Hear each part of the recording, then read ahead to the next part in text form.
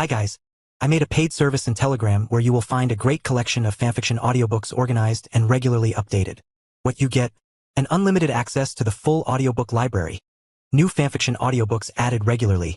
You can play audios directly from Telegram anytime. Joining our service is available through a monthly subscription of $5. You can pay using PayPal or Ko-fi. So what are you waiting for?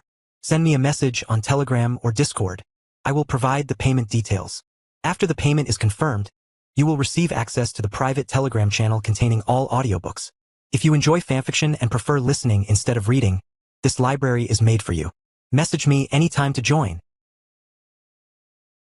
Ren Yamashiro. Ren's POV. My name is Ren Yamashiro. I am a second-year student in high school. I am also the student council president. I was regarded as a genius from childhood. I succeeded in everything that I did, ranging from academics and sports, without failing. I am also an extremely capable fighter. No matter what I do, I always succeed, which makes things quite boring. It was morning. I was about to leave for school, but there wasn't anyone to say goodbye or to say take care of yourself or anything. My parents and I had a complicated relationship. As I was wondering that and left the house. Good morning, Ren. Good morning, Yuaki-san. Ren. I told you can just call me Yuaki. Why are you being formal with me? We are friends, aren't we?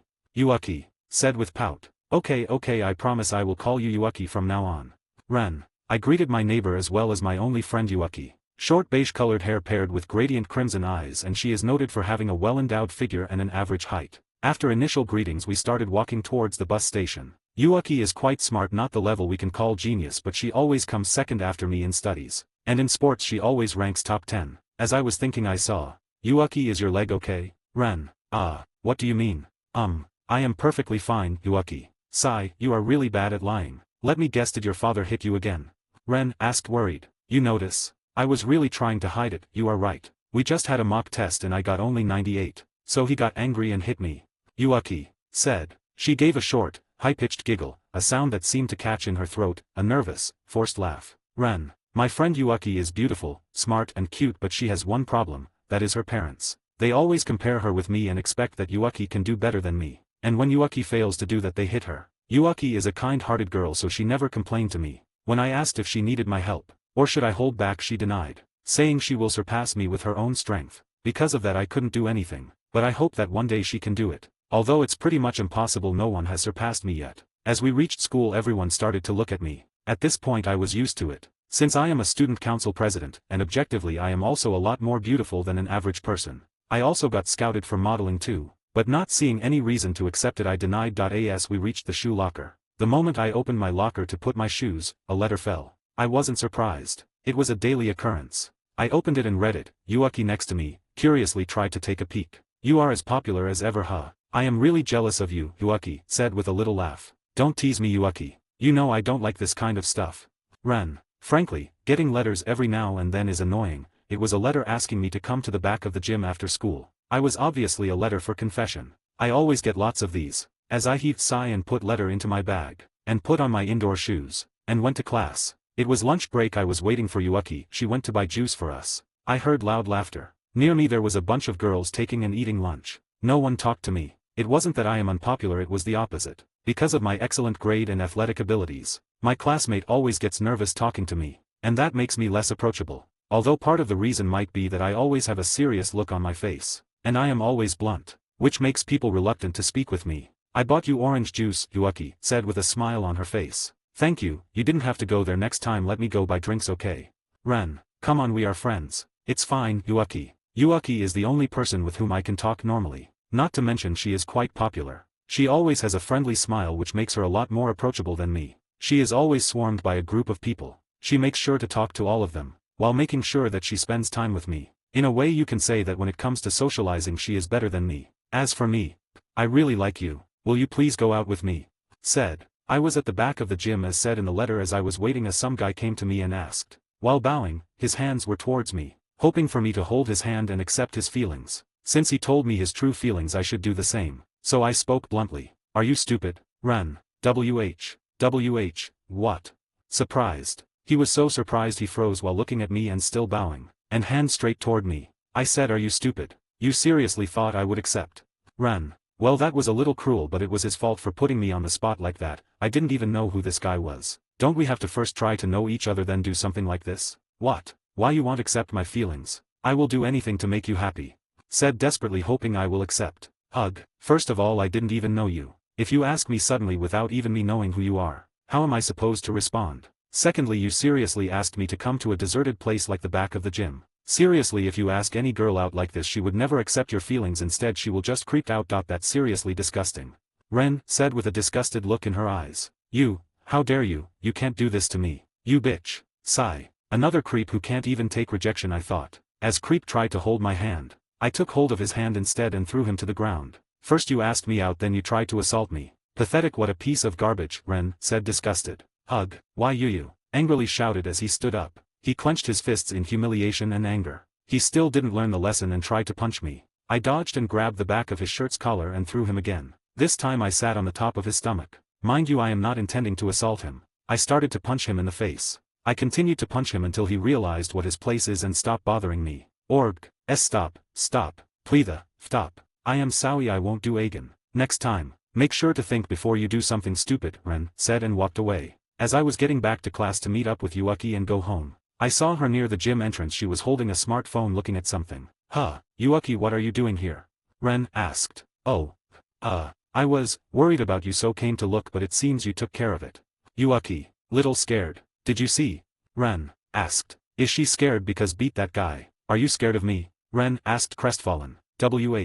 No, I am not scared of you. I was surprised, but I am sure there was a reason you did that, Yuuki said hurriedly. I did that because that guy tried to assault me. Ren, are you okay? Should I call teacher? No, I should call the police, Yuuki said hurriedly and tried to make a call. No, you don't have to do that, I took care of it, Ren said. But are you sure he won't try something like this again? Yuuki asked, worried written all over her face. Don't worry, I took care of him. And if he tries to do that again, I will beat him up, Ren said, clenching her fists. You really are strong. You can do anything. We should go home now, Yuuki said with a happy smile on her face. It's true, I am good at fighting too. I learned Aikido, Judo, Karate, Jiu-Jitsu, Shorinji Kempo, Kendo, Iaido and Kenjutsu. I tried to learn them to see how far I can go and if I can find any challenge. But in the end it was pointless. I quickly learned it. And before I knew it, I even defeated instructors who were supposed to teach me. As I was thinking that, we reached home. See you tomorrow, Yuuki. Yeah, see you tomorrow, Ren. I said bye to Yuuki and went into my house. It was night. I was at the dining table eating. My parents were there, but they didn't say a thing. My family has a complicated relationship.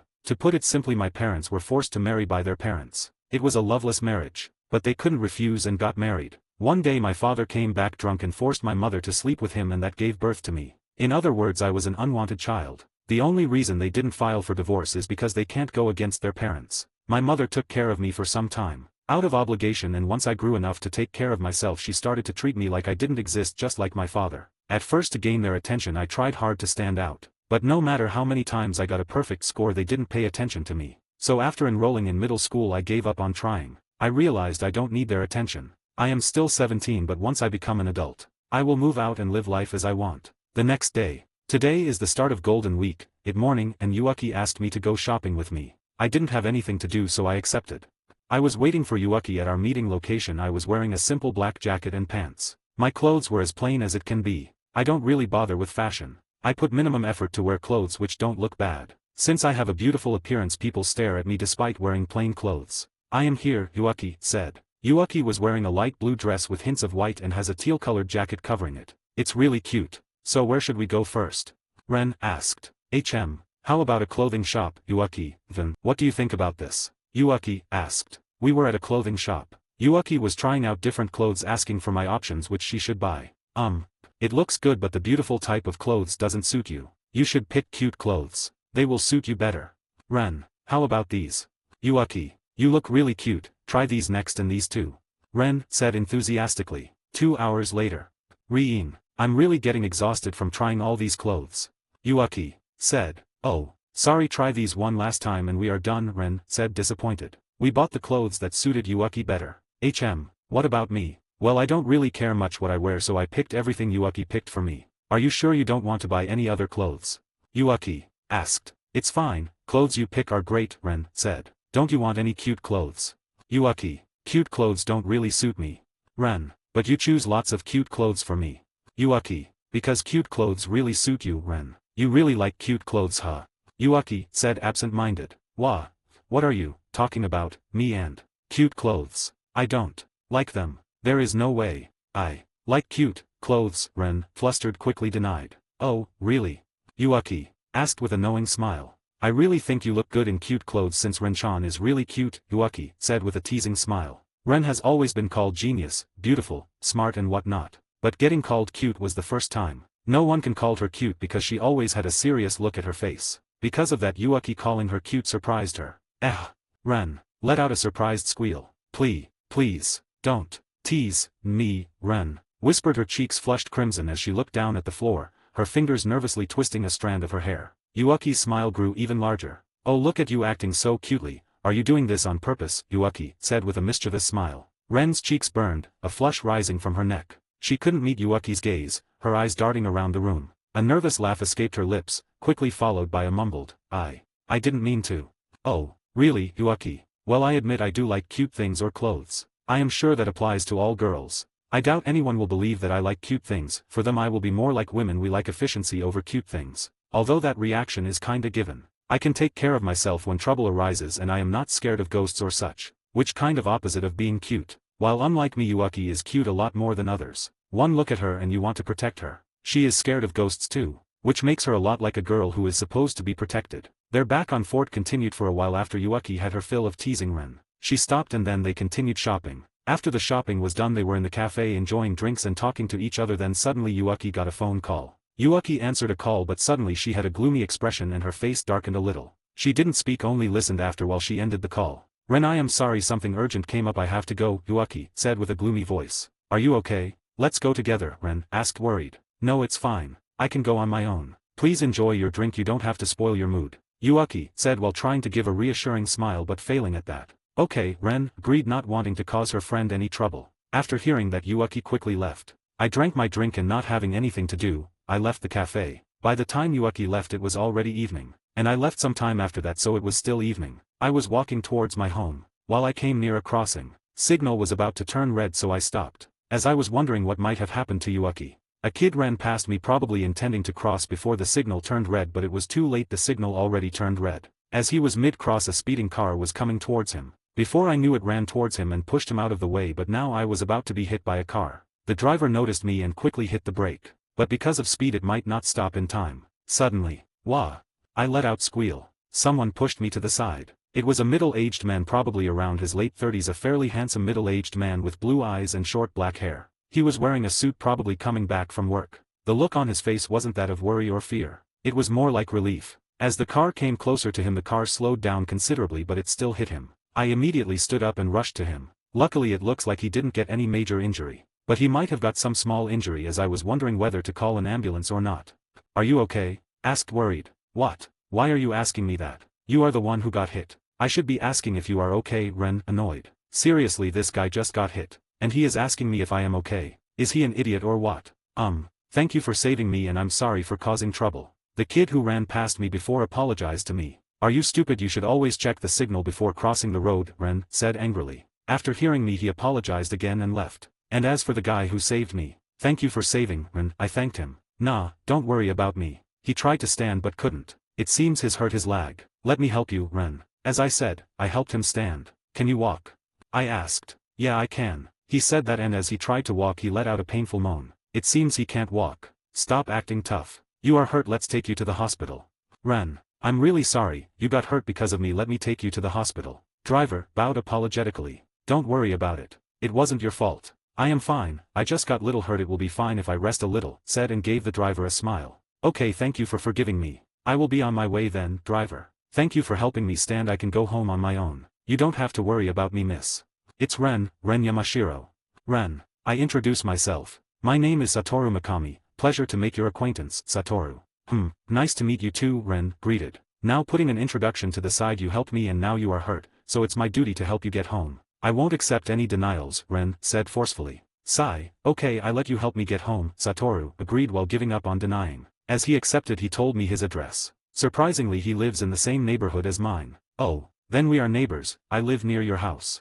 Ren said. As I said, I guided him to his house while supporting him so he could walk. After a while we reached the entrance of his house. Thank you for helping me. And I apologize for causing you trouble. From here I can go in on my own, Satoru said with a smile. Don't worry about it, it's my fault to begin with. And thank you again for helping me, Ren apologetically. After I apologized I went back home. It was quite late, although I don't think anyone will say anything to me. As I was walking towards, I thought about a guy named Satoru Mikami. He is a nice guy. As I was thinking about today's encounter, I reached my home and went to sleep. Note: this character has the same name and appearance as Ren Yamashiro from Chain Soilder. Why did I do that? Because I like her. And as for the name of Ren's friend, well, I leave it on your imagination why I named her Yuaki. This story is divided into two parts. The first one, that is, this one is focused on introducing characters, and the next one will focus on how she ended up in Tensura world. As always, if you find any mistakes, let me know. Thank you for reading. Ren Yamashiro Part 2. The next day.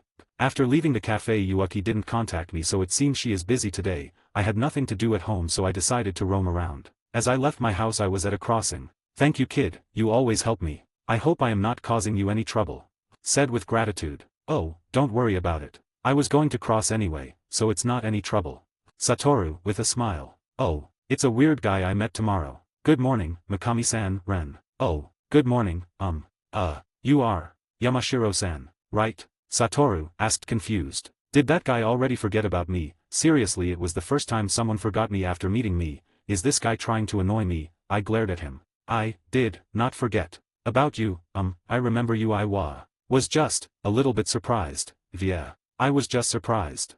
Satoru, panicking little. Sigh, why am I getting so angry about little details? Let's forget about it. I am curious about something, so let's ask him. Are you going somewhere? Today is supposed to be a holiday. Are you going on a date or something?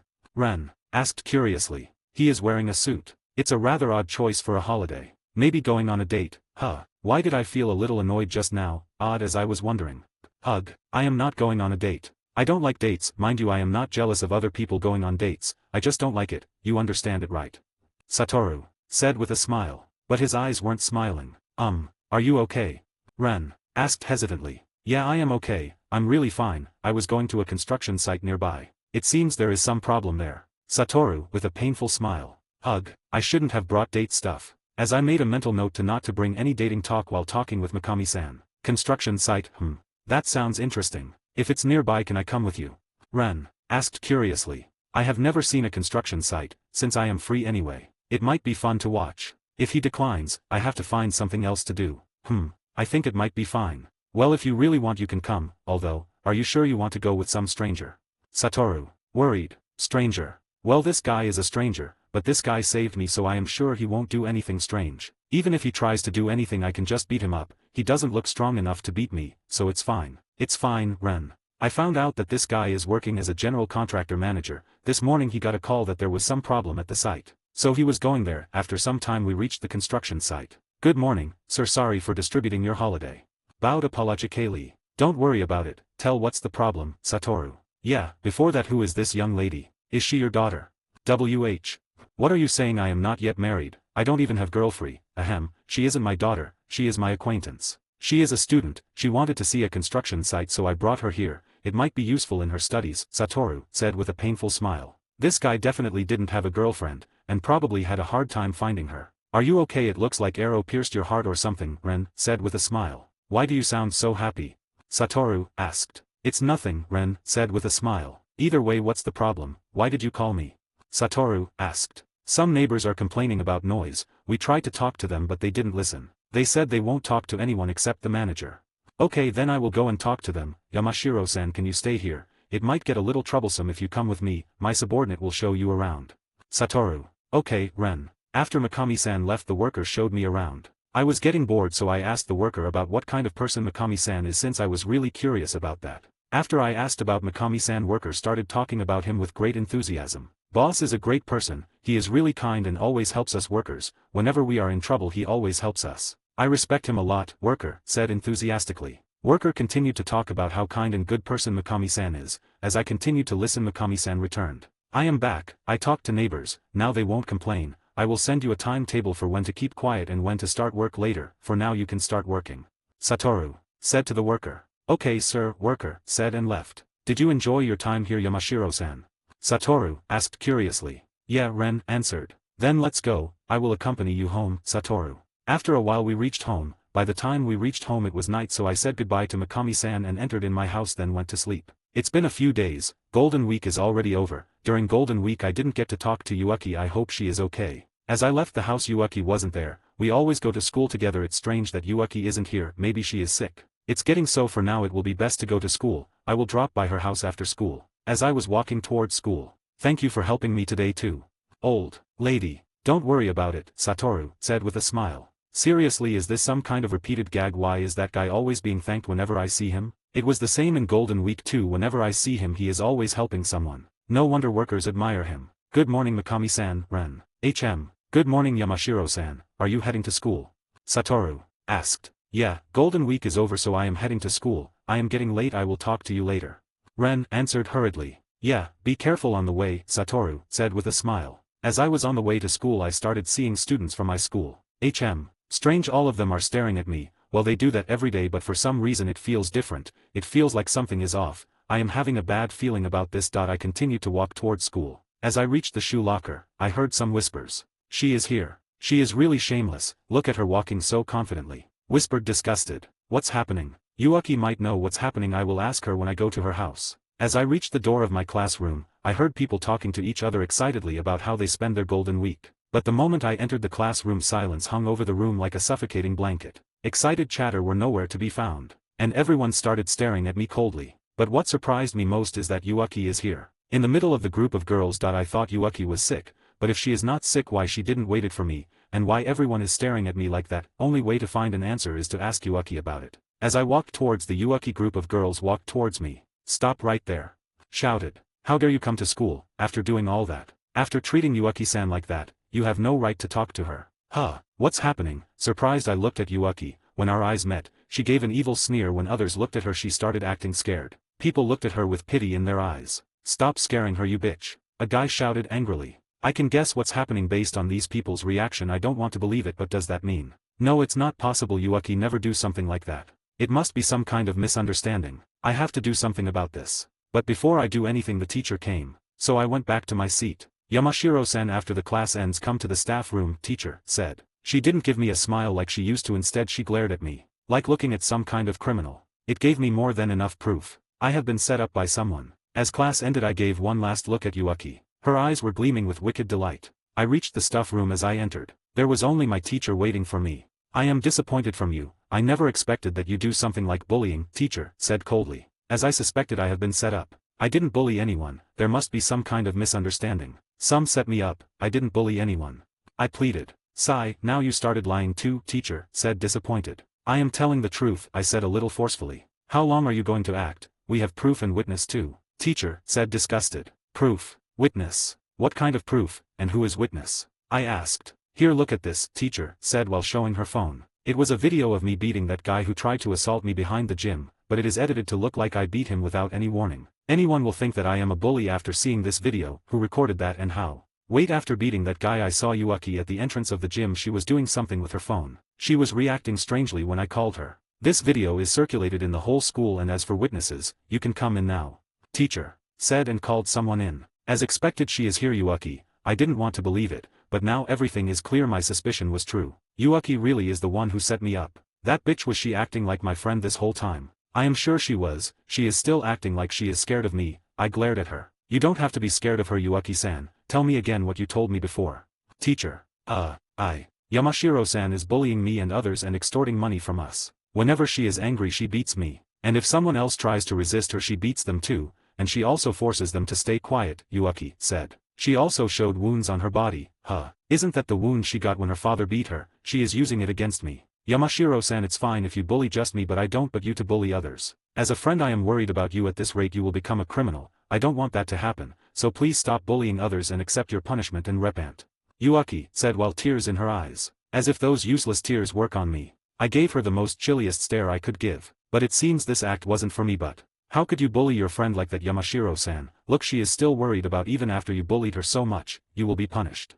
Teacher said angrily. Please teacher, don't punish her too much. I still think of her as my friend, Yuaki said with tears. She is really good at acting. She should work in Hollywood or something. Why is she bothering me? You are a really kind girl. Don't worry, I make sure Yamashiro-san will be punished properly. And don't worry, I won't expel her. You can go now, teacher said smiling. I would have thought of Yuaki as a kind girl before, but now, just comparing her with the actual kind person like Mikami-san makes me wanna puke. Luckily before I actually puke she left. Yamashiro-san, you won't be expelled this time due to a request from Yuaki-san. I am suspending you from school for a month, and next time you do something like that you will be expelled, teacher said coldly. Arguing against her won't do me any good. It's best just to accept my fate and apologize for now. I'm really sorry, that won't happen again.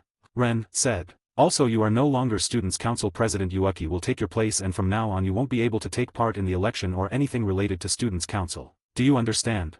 Teacher. Yes, I understand, Ren. Well, truthfully, I don't really care about being a student council anyways. Yuaki betrayed me and I will make sure she will suffer for it. I left the stuff room and went to the classroom to pick up my bag. You are finally back. Mwahaha, how do you feel getting suspended for a month? How does it feel to be taken everything from you? Yuaki. It was Yuaki waiting for me. She taunted me while giving that psychotic laugh. And what was taken from me? Ren asked, confused. I seriously don't understand what she took from me. Humph, trying to act tough. I took the student council president seat. You are suspended for a month, and now everyone hates you. Soon I will take first place in end of the term exam too, and you will be the last. Yuaki said, annoyed. Well, first of all, I didn't really care about being student council president. To tell the truth, it was just annoying. So I don't mind it. Work hard as president, I'm rooting for you. Secondly, coming to school is just boring. Now I can rest at home and enjoy my holiday. Thirdly, I am not friends with anyone in school, nor I wanted to be, so I don't care whether they hate me or not. Lastly, you getting first in end of the term exam. Well, good joke, you should work in the circus. Ren. You. How dare you? Yuaki said, fuming with anger. By the way, why did you do this? I thought we were friends. Ren said sadly. Well, I am not really sad, but I have to make her talk somehow. Besides, I am more angry than sad. Mwahaha, friends. Hahaha, I never considered you as a friend. From the moment you took my first place I decided I will bring you down. Then Yuaki. Well, I heard enough. I am not interested in hearing your backstory. Bye, Ren said and walked out of class. Yuaki blurted out, dumbfounded. Well, I'm really disappointed that I lost a friend. But well, that's the life of genius. People become friends with you and then start comparing themselves and get disappointed and blame me instead of working hard. I thought Yuaki was different, but in the end it was a disappointment. As I wondered about Yuaki, a single drop of tears rolled down my cheeks.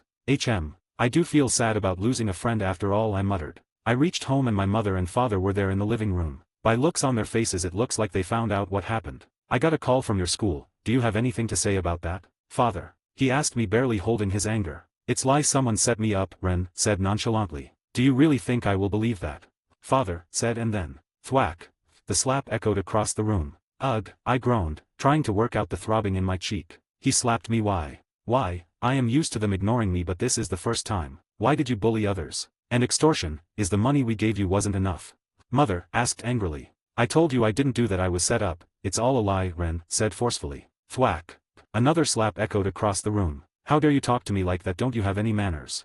Mother. She slapped me. My cheek hurts, but it is not even close compared to the pain I am feeling in my heart. They are my parents. I admit we don't have a good relationship, but I thought at least they will trust, or at the very least try to listen to my side of the story. I wish you were never born, Mother. After hearing that, something broke inside me. Why I felt like I was surrounded by darkness. Unable to hold it, I let my thoughts bare. You gave birth to me but never cared for me. You gave me money but you never gave me any love. You say I don't have any manners, but you never talked to me. You never bothered to know what was happening in my life. You don't have any right to hit me or say anything to me. You lost that right long ago. You said you wish I were never born. But I wish both of you just dropped dead. You are not my parents, you are just trash, Ren said, outraged. You, how dare you? Father. As he was about to slap me, I caught his hand and threw him. And then I ran out of home. Third person POV. The rain outside wept in unison with Ren, blurring the world into a soft, watery landscape. It was as if the sky was shedding its own tears, reflecting the torrent of emotion within her. Ignoring rain, she continued walking towards certain direction. What are you doing? Satoru Mikami spoke to Ren Yamashiro when he caught sight of her sitting on a swing in the park, in the middle of the pouring rain. When Satoru caught sight of her looking lost in thought and alone in the pouring rain without an umbrella, he couldn't help but stop and stare, wondering what she might be doing. The downpour was heavy enough to send most everyone else scurrying home, but there she was, sitting all by herself on a swing in the park. What is she doing in the rain? Satoru wondered. Everything was gloomy beneath the darkened sky, and the rain, relentless, only made it even more difficult to see. Ren's conspicuous purple hair that has a ribbon on the left side of her hair with square bangs hanging on the right side and violet eyes wearing her school uniform made it impossible to miss her, however, even veiled by the dismal weather. Satoru did not know why she was sitting there without an umbrella, letting herself get soaked. Ren didn't appear to be waiting for someone, nor did she seem at all concerned by the rain. As far as Satoru could tell, Ren was simply staring off into the distance. Her face was tilted slightly upward, and though she was always pale, her complexion appeared downright pallid. If she wasn't careful, she was sure to catch a cold, but even so, Ren sat there quietly, not making any move to head home.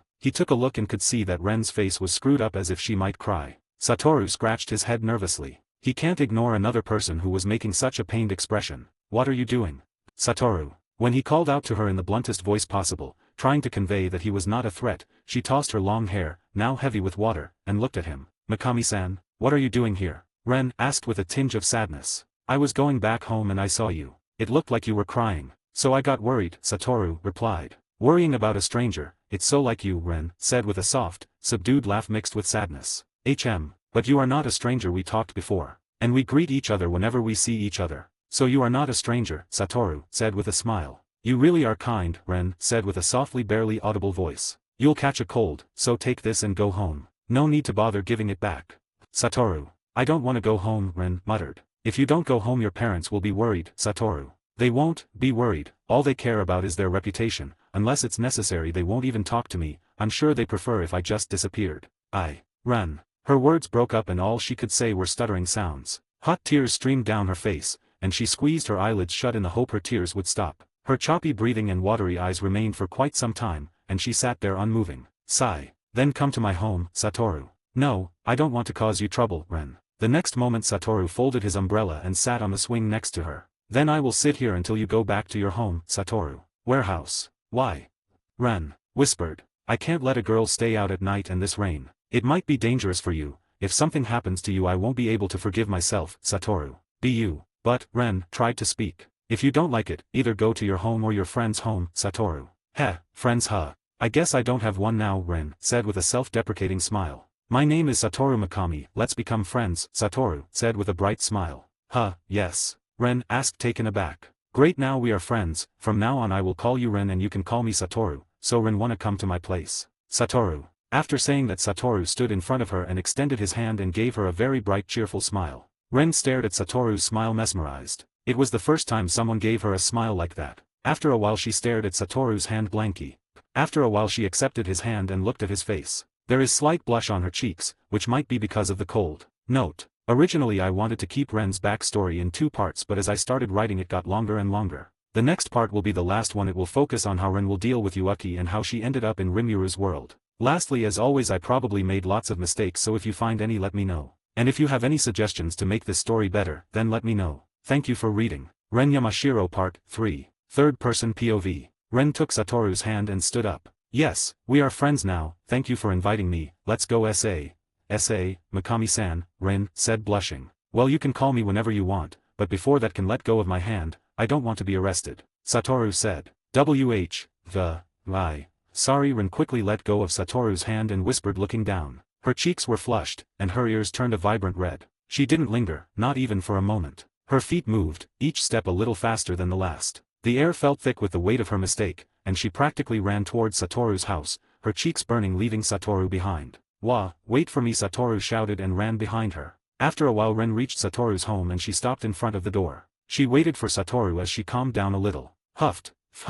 You, finally, stopped. Huffed. Satoru spoke while he gasped for air. Sorry, I was a little cold so, I ran. Ren spoke trying to make excuses. You should take a warm bath before you catch the cold, Satoru said and opened the door. Come in, the bath is there, I will let you borrow some of my clothes. Come to the dining room after you finish bathing, Satoru said. After taking a bath Ren came to the dining room. Here, you must be hungry, I cooked food for you, I am going to take a bath, Satoru said and left for the bath. Are you finished with your meal? Satoru asked after taking a bath. Ren was sitting on the sofa in the living room. Yeah, it was unexpectedly delicious. Ren said surprised. What do you mean by unexpectedly? Satoru. I mean I didn't know you could cook, Ren. I live alone so I learned it, since it's better than eating convenience store food every day. Satoru. You can sleep in the guest room, if you need anything, let me know, I will be sleeping in my room. Satoru said and started walking towards his room. You're not gonna ask about what happened? Ren. Nah, but if you want to tell me I am all ears. Satoru. Ren started telling him what happened at school and her relationship with her parents. Satoru listened quietly. After Ren told him everything. My parents don't care about me, everyone thinks I am a bully and I lost my only friend. What should I do now? Ren asked with tears in her eyes. If your parents don't care about you, you don't have to bother with them either. Once you become an adult you can just move out, I can help you with that, and if you always care about what others think of you, you will never be able to be happy. So don't worry about other people hating you, just do whatever makes you happy, and if you need any help, as your friend I will do everything I can to help you, Satoru said with a smile. Will you hate me if I said I wanted revenge? Ren asked with hesitation. Nope, it's your life, you can do whatever you want, and if you want revenge I will help you any way I can, Satoru. Thank you for helping me, now I know what I have to do, Ren said with a bright smile. My pleasure, my lady, Satoru said in a playful tone. Ren burst out laughing. Ha ha ha ha, what? What was that? Ha ha ha, Ren laughing. Why are you laughing? I replied in the way any normal gentleman like me does, Satoru replied pouting. It doesn't sound any gentlemanly, Ren said and started laughing. I have you know I am a gentleman and I have lots of friends unlike certain runaway kid, Satoru. Oh, are you picking a fight with me? Ren said while glaring at Satoru. No, I am just telling the truth, since I am so kind and gentlemanly, Satoru said grinning. Now it was Ren's turn to pout. They continued their banter for a while. Now then, it's getting late, you should go to sleep, let me know if you need anything. Good night, Satoru said and started walking towards his room. Good night, and thank you again, Ren said and went to the guest room to sleep. Next morning. Once again thank you for helping me and letting me stay here, Ren. You should stop thanking me, I only helped my friend. Satoru said with a smile. Ha ha ha, okay, I stop thanking you. By the can I ask you something? Ren. What is it? Satoru. Can I come here again? Ren said blushing slightly. Yeah, you can come over whenever you want. Satoru. Thank you, I will be going then, Ren said with a smile and started walking towards her home. Take care on your way back, Satoru. After a while Ren reached her house. As she was about to enter, the door opened. It was her father going for work. He noticed her but he ignored her and walked past her. Ren too ignored him and walked past him and entered the house. She saw her mother in the living room, she too ignored her and went out of the house. Ren heaved a sigh and thought, good, now I don't have to worry about them. They mostly come home late, so for a month I can do whatever I want now. I will enjoy it to the fullest and take my revenge on Yuaki after month. A month later. Ren's POV. It's been a month since I've been suspended. During this month I enjoyed it a lot. My parents always come late. I barely even saw them. I stayed at home and read manga or watch anime recommended by Mikami-san. I enjoyed it a lot. During month I also came up with lots of plan to take revenge. I will make sure that she will regret messing with me for the rest of her life. I got ready for school. From the window of my room I saw Yuaki. She didn't notice me, so I will take advantage of this situation as I left the house while acting like I am exhausted and didn't want to go to school. During the month I never left the house. I watched anime and read manga and enjoyed the whole time, but Yuaki didn't know that. I am sure she is thinking I am depressed and locked myself in room. I made sure I looked like a recluse. And then I left the house. Good morning, Ren, Yuaki greeted me with a smile. She is here acting like nothing happened. Annoyed, I just silently stared at her. She didn't react and continued. It's been a month since you are suspended, so from now on you can come to school, so I was waiting for it so we can go to school together. Yuaki said and gave me an evil smirk, probably wanted me to give her some reaction. You already destroyed my school life, what else do you want? I asked, acting little scared. Ha ha ha ha ha, this is so funny. The genius Ren Yamashiro, who was always confident, now being so scared. Ha ha ha ha. You ask what I want to ruin your entire life, Yuaki. As if I laugh internally, she acts so smart but in the end she is too stupid. I continued my act. What are you going to do? You already circulated that edited video. You know that guy was attempting to assault me, but you made it look like I am bullying him. And what were those wounds you showed? How did you get that? I didn't do anything to you, I said, acting scared. Ha ha ha. You really are naive. Those were the wounds I got when my father beat me. At that time I would have never imagined that it would help me so much to set you up. Now everyone hates you. Ha ha ha. Yuaki. You are the naive one, I thought. She literally confessed her crime. I recorded everything on my phone. Now I have proof against her, but simply proving my innocence won't be enough. I will make sure to ruin her life with this. But until the right moment comes I will have to play along with her. Now I have recorded everything. I started walking towards school. I made sure to look like I was running from her. As I reached school everyone started glaring at me. I don't really care about that, so I ignored them. Moments later, as I entered the classroom and walked towards my seat, I saw flowers on my seat. Is that supposed to make me sad? In manga it was bullies usually do, but it doesn't look like it work on me. I just went there and sat on my seat. I simply ignored flowers and glanced towards others. Some were surprised. Oh. There are some who are glaring at me angrily. It's probably them who put that flower. Pretty childish. From the windows I show Yuaki coming into class, so I looked down. What is this? Who put it in there? Yamahiro-san is already punished for what she did. Don't bully her. Yuaki. Guess she wants to act like a saint. Some students even started looking at her with admiration. Bullies didn't answer and stayed quiet. Yuaki took flowers and put it away. After a while class started normally. During break I was eating my lunch normally. Yuaki wasn't around. After a while one of the bullies came to me. Come with me, said forcefully, and she started walking. I walked after her. She took me in the classroom in the school's old building. They don't use it much now, so it's mostly empty. In that building we entered the classroom at the end of the corridor. As I entered the classroom Yuaki was there with other bullies. As I entered, bully who called me here, closed the door and stood outside. probably to keep an eye so no one came here. I was walking towards my house, What happened in the classroom you ask? Well, they did the same thing bully does, they beat me, they made sure to not leave any mark on my body. At least they have some brains. The next day they did the same. So this time after school I contacted Mikami-san and asked him to get me some items. He agreed without asking me anything, he really is a kind person. The next morning I took stuff I asked from Mikami-san, he really works fast. Then after school I went to the same classroom and installed some cameras in a way so no one can notice them and it can capture the whole classroom. The next day everything went as I planned, they called me, they bullied me and everything was recorded in camera. Now I have visual proof too. They continued bullying me, they hit me, slapped me, they constantly criticized me, make fun of me, threw water on me and recorded me and threatened me. Everything was recorded in a hidden camera. I have every recording on my phone. I also saved them on my computer and cloud storage. I also made sure they will be uploaded in school group chat on a specific date, and that date is the date of results announcement right after everyone sees their results. Everything is ready now, one last thing is left to do. It was the week before the exam, I was in the same classroom as always. Yuaki tried to kick me on my stomach. But this time I stopped her kick with my arm and punched her in her stomach instead. She started rolling on the floor in painful. Others bullies tried attacking me. I stopped them and threw them on the floor. I stood there silently. After a while Yuaki stood up. Arg. Why are you fighting back? If I told this to teachers, arg. You will be expelled. Yuaki said while groaning in pain. I want to show her proof that I have, but showing her outright won't be fun. Let's enjoy it a little bit. Please don't do that, I don't want to be expelled. I begged, acting panicked. Ha ha ha ha, begging won't help, you are done, ha ha ha, Varg. Yuaki said, laughing and groaning in pain. Did I hit her that strongly? She still feels pain while trying to laugh. I'm certain I held back. Guess she is a lot weaker than expected. Either way, where I was. If, you must, tell her I have to show you something. I am sure you will change your mind after seeing it. I said with hesitation. What's this? Are going to bow on your knees to beg me not to tell her? If you do that, might consider. Yuaki said with a smile. I just pointed towards a specific direction, to be more specific towards the camera I hidden. What? Nothing there. Yuaki was confused. Look closely, it's hidden, I said, keeping up my act. Yuaki and others curiously walked towards that direction and watched closely. What's this? A camera? Bully. Why is the camera here? Yuaki. As they were looking at the camera, I started a video on my phone. Please forgive me, why are you doing this? It was my voice coming from my phone. I made sure to act like a proper victim. It's for acting so cocky. How dare you take my first place in exams? Yuaki. Just because I got first place, you recorded me defending myself from a guy who tried to assault me and edited it to make me look like bully. I asked, tears in my eyes. It's not just first place, it's my place. The moment you took my place I swore to myself that I will ruin your life. Yuaki. It's not your place, I got it because I worked hard. I didn't really work hard, but I was enjoying acting like I was an innocent, hard-working person. How dare you talk back? Yuaki said and started beating me again. After a while Yuaki and others left. At the end of the video I also acted as a person who got beaten. I stayed laying on the ground for some time, then slowly stood up and slowly walked out of class. It didn't really hurt. I practiced fighting, so I am a lot tougher than normal, and since Yuaki and other bullies are normal girls, it didn't hurt me. I was doing that for show. It was a great performance if I do say so myself. After that video ended, I was now smiling, but in contrast Yuaki and other girls' faces were deathly pale. I wonder what will happen if I show this to teachers or spread it online. I asked playfully.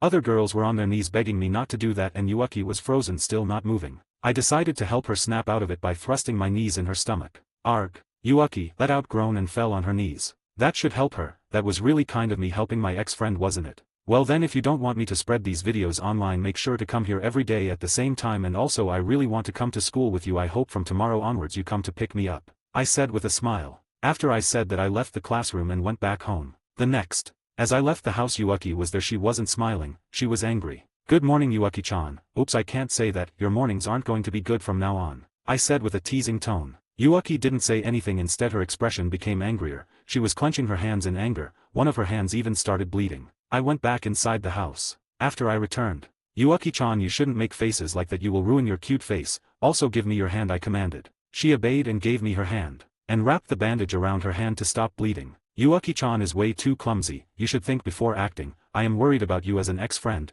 You might end up getting bullied. You know, I scolded her gently. I was having a lot of fun. It was funny to see Yuaki's angry face. You think I am being petty? I admit I am petty, so what? After having some fun we went to school, and after school I went to an empty classroom. Yuaki was there. After entering I looked around class while glancing towards Yuaki. She seemed panicked. After a while I found a phone. It was Yuaki's phone. She tried doing the same thing I did, but she is too stupid. I took her phone and switched it off. After that I hit her. I treated her the same way she treated me. I also made sure not to leave any marks on her body. I continued doing this for a week. Exams are starting from today.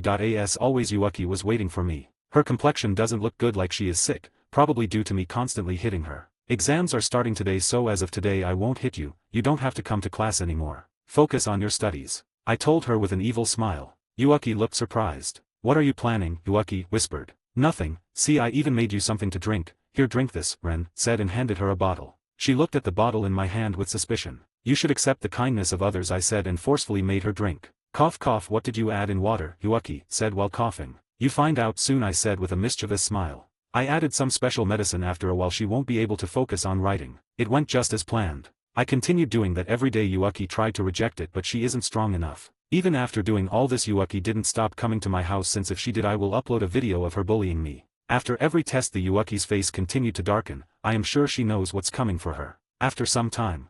It was the day of results and the results were. I took first place as always. And Yuuki barely passed in the moment after results are declared. I uploaded videos of her bullying me. I was in an empty classroom watching the sky through windows.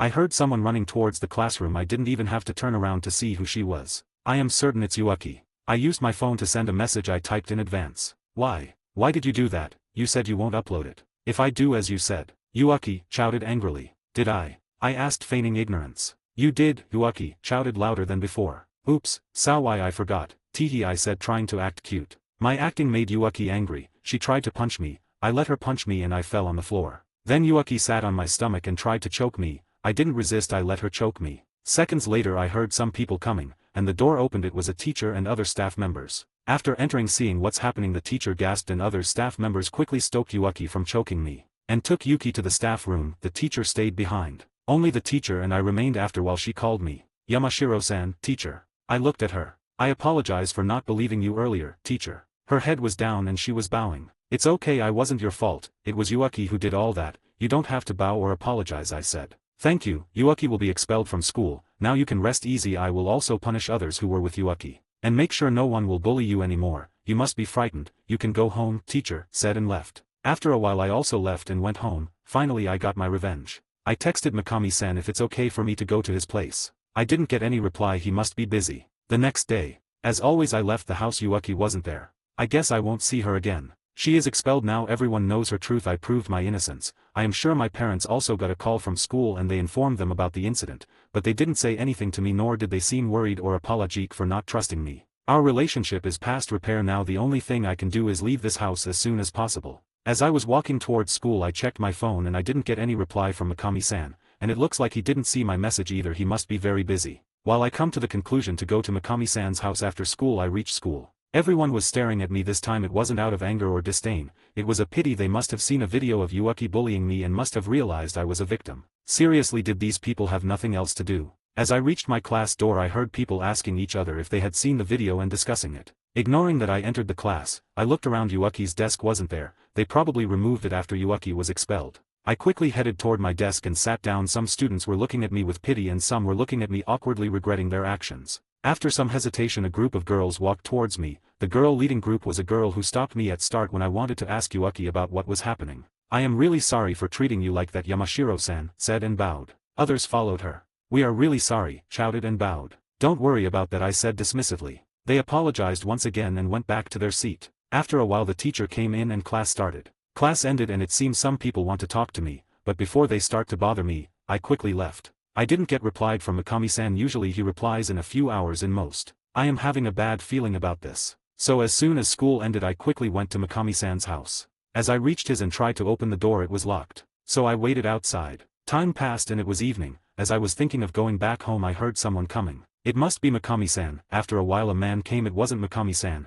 it was a guy probably around his late 20s. Maybe a friend of Mikami-san, he might know where Mikami-san is. Hello, who might you be? Asked. Hello, my name is Ren Yamashiro, are you friends of Mikami-san? I quickly introduced myself and asked. Hello, my name is Tamura, I worked under him. Tamura. Great, if he works with Mikami-san he might know where Mikami-san is. I quickly asked him. Do you know where Mikami-san is? He is not replying to any of my messages. Ren. The moment I asked him his expressions changed. There were tears in his eyes. WH.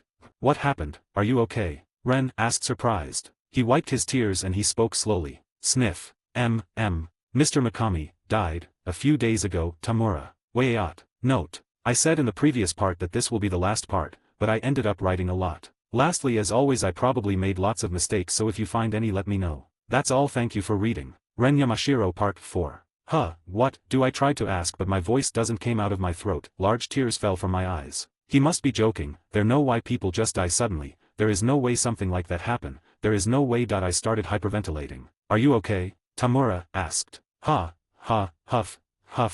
I tried to speak, but words doesn't come out of my mouth. He quickly opened the door and took me inside. I don't know how time passed, maybe minutes or hours, I didn't know. All I can think about is Mikami-san. There, now he can die, it must be some kind of misunderstanding. I took long breath and tried to talk again. What do you mean Mikami-san died? It must be some kind of misunderstanding, right? Ren. It's truth, he died right in front of him, Tamura said, looking down. Moment I heard him, I don't want to believe him it, but he have Mikami-san's house key, there no he is laying. It only mean Mikami-san's duh. My eyes got blurry, large tears started falling again. I have to calm down. I rubbed my eyes wiping my tears and then I took few deep breath. Are you okay? Tamura asked, worried. Yeah, I am fine now, Ren. Tell me, how did it happen? Ren asked. I invited him to dinner, while we met at the meeting point, and talking, then suddenly we heard a man sprinting toward us, a backpack in one hand and a kitchen knife in the other. He was coming my way, with a knife. He was about to stab me, but before it happens Mr. Mikami shoved me aside and he got stabbed instead of me, Tamura explained. He looked like he is about to cry, but then he stopped himself.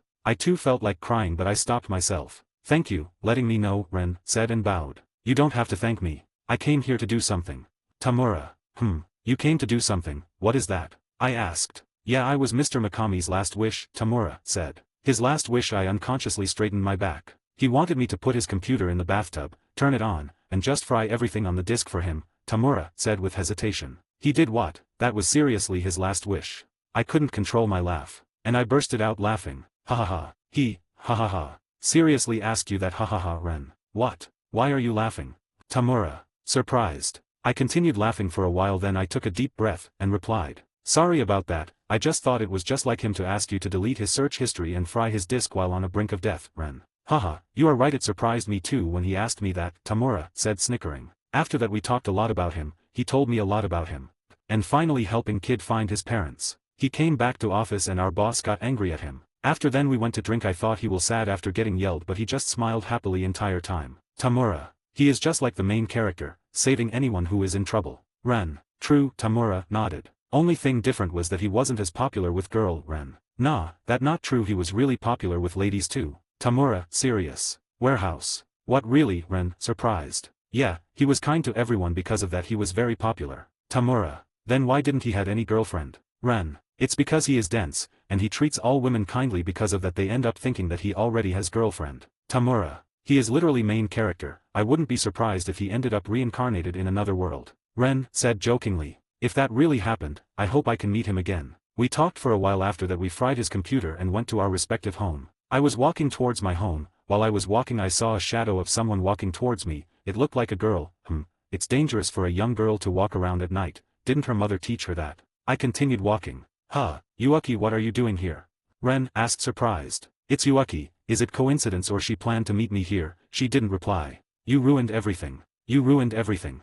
Yuaki. She is acting strange. She is muttering something repeatedly. Her eyes are red. She has dark circles under her eyes like she didn't slept for days. Her hair is messy, and her cheeks are red. It looks like some has beaten her. It must be her father. Yuaki, what are you doing here? I asked her again. You ruined everything, Yuaki. You are the one who picked the fight with me, Ren. It's your fault, it's your fault. If only you didn't exist, if only. Yuaki whispered. What? I can't hear her, she is acting like she has gone insane. I am having a bad feeling about this. That's right, if you didn't exist, I just have to make you disappear. Mwahahaha, Yuaki said, laughing psychotically. She definitely went insane. She isn't moving, she is standing still. Yuaki snap out it. Yuaki, Yuki, I called her but she isn't responding. She is muttering something. I went close to her and shook her but she is still muttering something. As I came to decision to shook her with more force. But my stomach started burning, it hurts. Sensing danger I quickly pushed Yuaki away. She fell backwards on her butt. I saw she was holding the steel blade, obsidian dark, glinted with a sickly sheen under the dim light.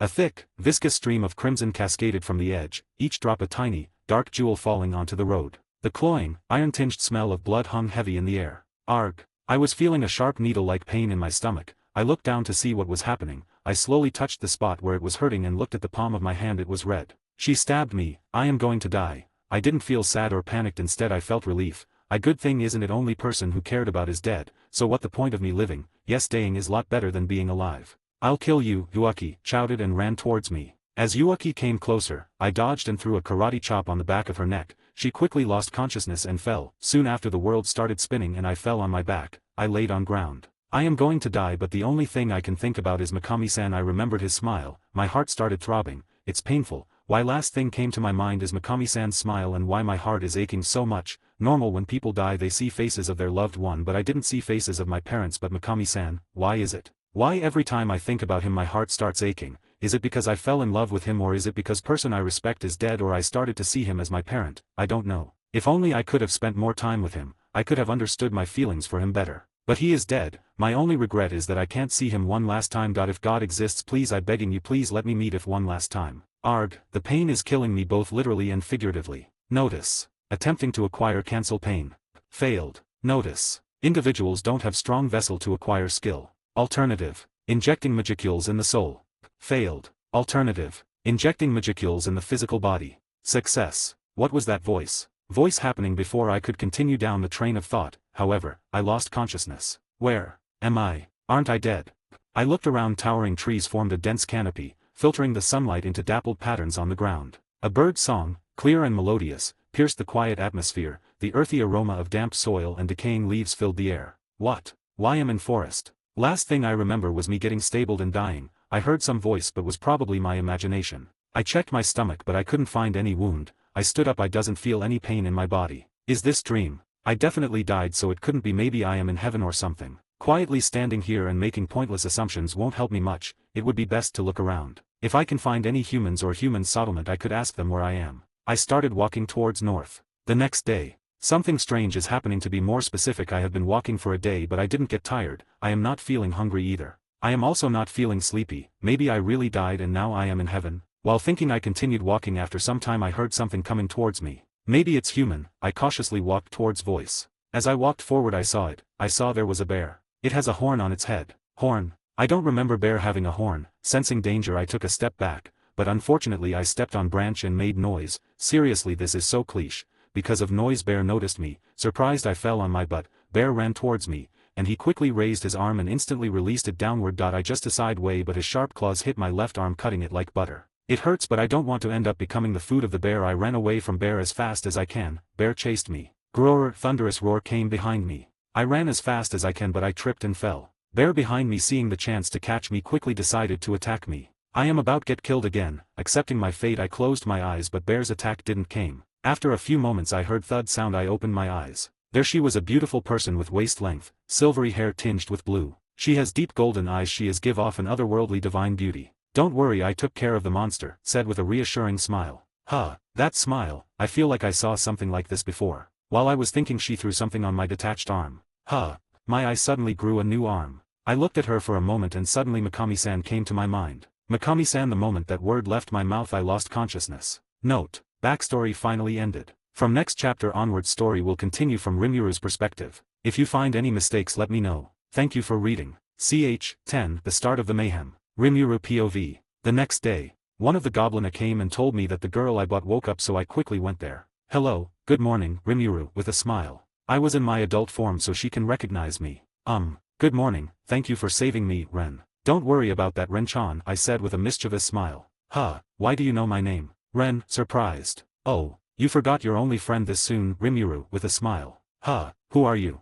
Ren, nice to meet you, I am Satoru Mikami, Rimuru. Huh, Mikami-san, that's impossible, you don't look like him, he was a guy, Ren. It's a crazy story, I died and reincarnated as a slime, Rimuru. What? Ren, let me tell you from the beginning about that time I got reincarnated as a slime, Rimuru. After that I told her entire story from my death to me finding her. I didn't tell her about any of my unique skill, Raphael or Feldera. After hearing my story I asked how she ended up here, then she told me how she ended up here. So do you want to go back to your old world, Rimuru? Nah, I didn't have anything in my previous world. I doubt my parents will be sad about my death. I didn't have any friends either. You were my only friend, and since you are here it better for me to stay here. If you don't mind let me stay here, Ren. Well, I don't mind, you can stay here. I will introduce you to Rigurd. If you need anything let me know, Rimuru. I don't want to stay here for free, I want to help you any way I can, Ren. Then I will introduce you to Rigurd, help him run this place, if you can, Rimuru. Okay, Ren. After that I introduced her to Rigurd, since she is a otherworlder like me she can help Rigurd run this place and I can slack off.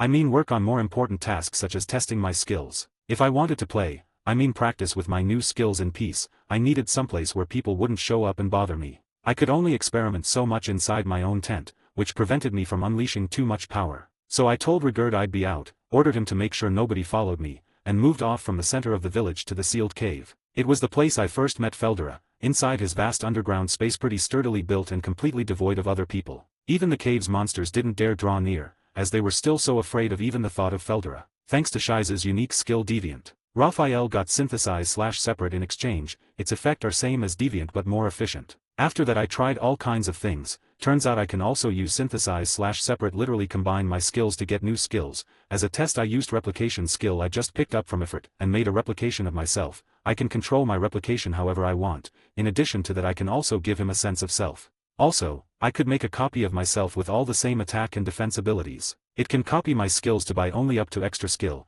it can't copy my unique skill or up. I can give him a unique skill manual but only one of the body can use unique skill, so if I give my unique skill to my clone I can't that unique skill. There was one more thing I wanted to test, so I created my clone and gave him my elf form then used a predator on him. The problem with my elf form is that it needs magicules to maintain itself. So if I used predator in my elf form will it work like Shizu and I will get elf form without needing to use magicules? That's what I wanted to know so I tried it.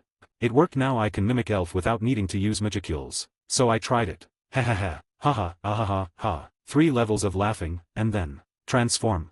Rimuru. Whoa. There was none of the usual black smoke which means it's success. My field of vision was the same as the my human child form. Hang on a sec. I was too excited to notice at first, but there was one key difference. I was expecting to see nothing down below, but it was there. What the hell? I internally shuddered as I took another close look at my crotch. It only confirmed the worst. Instead of me being genderless like my human form, I became female. I quickly made a clone to check my new appearance. I had long blue hair, my ears were long like an elf, I have golden eyes like my human form, my chest was flat, that was expected since it was same age as my human form. To see difference clearly I decided to use black mist to turn into adult form. Results. So my adult form looks completely like a woman. Guess I won't be using this form for a while. I will just continue using my human genderless form. The next day, I stopped by Garm's cabin. Haruna had some mass-manufactured armor and clothing for me to try on. Oh my, it looks quite good indeed, my lord. Haruna, you look really cute. Haruna, let's try this one next. Ren, and then this one too. Haruna. For some reason Ren is here. She is really getting along with Haruna too. It felt like they were playing dress up with me somewhat, like a child and her doll, but Haruna and her Ren seemed to love it, so I let it slide. Ren looks and acts cool. She also always has serious expressions, but it looks like she also likes cute things like other girls. I stepped out of Garm's workshop still in child form since there was no reason to abandon my new outfit just yet. Ren was with me too. It seems she came specially here for my dress-up session. As I was walking I was expecting a few arched eyebrows, but everyone passing by immediately smiled and opened the road to me. They must have recognized me all the same, which I was pondering when I ran into Rigurd out surveying the scene. Hey, Rigurd. Things going well? Ah, Rimuru-sama. He beamed back at me, instantly making out who I was. Things could hardly be going better, and we all have you and Miss Ren to thank for it. It seems Ren really helped him a lot, and everyone is also getting along with Ren. At this point everyone has accepted Ren as my second in command. At first I was worried about Ren having a hard time getting along with monsters, but now I don't have to worry about that anymore. With that concern out of the way, I decided to stage another experimental session down at the cave, telling Rigurd not to bother me unless it was an emergency. Since I was curious about something I also took Ren with me. Before leaving I secretly whispered to Rigurd. I know it's late but let's throw a welcome party for Ren. Well, we must hold a feast today to celebrate the occasion. I will instruct Lilina to prepare a sumptuous spread for us all. Rigurd whispered. After that Ren and I started walking towards the cave, a distance away from the village. We stumbled upon Rigur and Gobta. Hey, I said. Ah, Rimuru-sama. Rigur exclaimed. I guess there's a party at the village today, so try to hunt down something tasty for Lilina, would you? Let's make this an evening to remember. Rimuru. Is that so? Well then, I will provide the most succulent cow deer I can. Rigur. Cow deer. Cow deer. The name made it easy to imagine the sort of animal he was talking about. People around here seemed to dig it. I was starting to seriously look forward to this. Thanks in advance for the meat. Rimuru. But of course. We've had a number of herds migrating from deeper within the forest, so the pickings are quite good. We won't let you down. Rigur. Oh, something up in the forest. Rimuru. Indeed, we occasionally see large-scale migrations of magical beasts, due to changes in habitat or other factors. I doubt it is anything serious, but we are stepping up our patrols. Rigor. That struck me as odd. He was probably right, it'd be nothing, but you always need to stay a step ahead on these things. So I summoned Ranga and assigned him to sentry duty with Rigurd and his team. Nothing he couldn't handle, I was sure. In a moment, Ranga stepped out from my shadow. I was capable of summoning him now. My pride forbade me from being unable to do something Gobda could handle with such ease. I had been practicing on the sly for a while. You called, Master. Ranga. I did. I want you to join Rigurd's team in the forest. I doubt you'll see anything, but if you do, keep the team safe. Rimuru. Yes, Master. I will make it so. Ranga. Keep a close eye out, Ranga. And if you see anything, Rigur, let me know. Rimuru. After Ranga and Rigur nodded, Ren and I started walking towards the cave. After we reached the cave, I asked Ren about the thing I was curious about most. So, Ren, what kind of skill you got? I asked. I did feel something different about my body, but I don't think I got any skill, Ren. Really? While you were dying, didn't the words of the world give you any skill? Rimuru asked, surprised. Words of the world? What's that? Ren asked. It's a mysterious voice who talks to you while you are dying, Rimuru. Mysterious voice. Yeah, I heard it. It was saying something like attempting to acquire something and it failed, and something like not having a strong vessel and injecting molecules or something. Ren replied. Raphael, did you understand anything? I asked Raphael. Received. It appears the individual Ren failed to acquire skill due not having a strong enough vessel. Strong vessel, what's that? And she also said some about injecting molecules. Suggestion. We can find out more about this situation if we use a predator on her and analyze her. I think we should try it. Ren, I might know what's happening. But to do that I have to eat you. What I mean is that I will use my skill to absorb you in my stomach storage like domain expansion and analyze you, which will help understand what is happening with you. Don't worry, it won't hurt you, Rimuru. Okay, Ren, without hesitation. After hearing her reply, I used predator in her. Notice. The individual Ren's soul is damaged. Because of that she is unable to get any skill. In addition to that she does not possess much molecules. I still didn't understand why she didn't get any skill. Can you put it in simple terms? I asked Raphael. Received. Skills are often traded for a decrease in maximum molecule capacity. Normally when a soul travels from other world to this world, their soul absorbs large amounts of molecules, then these molecules are traded for skill. Since Ren's soul is damaged, her soul failed to accumulate much of the molecules, resulting in her not getting any skills. So it's like adding water to cracked glass. Since glass is cracked, the water will then gradually drain out through the crack. Affirmative. And what about her body? She said she is feeling something different. Notice. Her body has absorbed a large amount of molecules, resulting in her becoming demi-spiritual life form. Demi-spiritual life form. Meaning? Received. Being unbound to flesh and not requiring a material body to function naturally. They have their memory storage and thoughts located within their spiritual body or even deeper within. For those that possess a material body, it becomes almost unbound by a lifespan, having its physical structure reconstructed over time to surpass the limits of organic life. Even if their brains are destroyed, they can regenerate it without any issues. So she is superhuman, not requiring the body to function naturally, and her body will not age. She is similar to a certain sorcerer killer with heavenly restriction. Affirmative. After analysis is completed, I let her out of my stomach, and explained what I learned. And her reply. I don't really care about skills, but getting a stronger body and not necessarily having to eat or sleep is definitely a good thing, Ren. Well, if you don't mind it, I don't have to worry about it. You can go now. I will come back after an experimental session of my skill. Rimuru. Is it alright if I stay and watch? Ren. I don't mind, you can stay, Rimuru. We entered deep inside the cave and I started my experimental session. Ren watched from a safe distance. After my experimental session ended, I remembered the mask Shizu has. I took it out of my stomach. According to Raphael, this mask has the ability to suppress magic power. I should try it on. Raphael, how do I look? Notice, the leaking monster aura is completely gone. While wearing this mask you will look like a normal human. This mask will certainly suit a handsome man like me. You look more cute than handsome. Raphael, did you say something? It's just your imagination. You, forget it. Ren, how do I look? I asked Ren while striking cool poses. You look really cute, Ren. Don't you dare say anything. Now everything is done, so we made our way back above ground. The moment I stepped out of the cave, I could instantly feel that someone was fighting. The molecules in the air were stirring, disturbing the surrounding atmosphere. Ren, go back to the village. Someone is fighting nearby, Rimuru. Okay, be safe, Ren said and rushed towards the village. I made my way in the direction of the particle surge. On the other end, I found nothing short of a battle to the death. The area around us was littered with fallen hobgoblin warriors and tempest wolves. None appeared to be dead, but knocking them all out without dealing any grievous wounds would have taken some serious talent. A magical strike, perhaps. Ranga, noticing me, sprang to my side. Sir Rimuru, he said, my deepest apologies. I was here, and yet, look at this disaster. I stopped him mid-sentence. This wasn't Ranga's fault, they just had the misfortune of running into the wrong adversary. These were ogres, one of the highest level races in the forest of Jura, and no hobgoblin could hope to last too long against them. "Hold your weapons," I softly ordered Rigour and the other stragglers. He instantly did so upon hearing my command. The ogress, instead of striking any further blows, gave me a thoughtful look. She was large-framed, muscular, but still in proportion. Her chest was formed enough to make her identifiable as female, and to my surprise, she looked quite a bit more noble than I expected. I ordered Ranga to take the exhausted Rigour away. The ogres, while still wary of me, made no move to stop him. "Ranga, what happened to all these fallen fighters?" Rimuru. "Ah, that dash." According to him, magic had felled them all. It was some sort of sleeping spell, and none had managed to resist it in time. Good thing it wasn't a confusion type, at least. That could have been murder. There were 6 of them, and they were a rather odd group, one that totally contradicted my conventional wisdom of the ogre race. They were fully clothed, and dressed well, if simply. I was expecting tiger skin loincloths and little else, but I was wrong. They were big, as I'd pictured, and each one was well built, but their full wardrobe was a surprise. The elderly ogre wielded a sword that could only be described as a Japanese-style katana, and judging by how he handled it, he was a seasoned swordsman. That, combined with his ogre strength and magic, made this group potentially lethal. The most dangerous of all, though, was undoubtedly the red-haired ogre. "What sort of evil monster is this?" the pink-haired one shouted as I gauged them all. "Stay on your guard, everyone." Her expression appeared to be honest fear now, and with her eyes fixed on mine, she must have been referring to me. "Whoa, wait a sec. You think I'm evil? I wouldn't even hurt a fly, Rimuru. Notice. You already killed various monsters. Monsters aren't included in counting." "Oh, attempting to play dumb, is it?"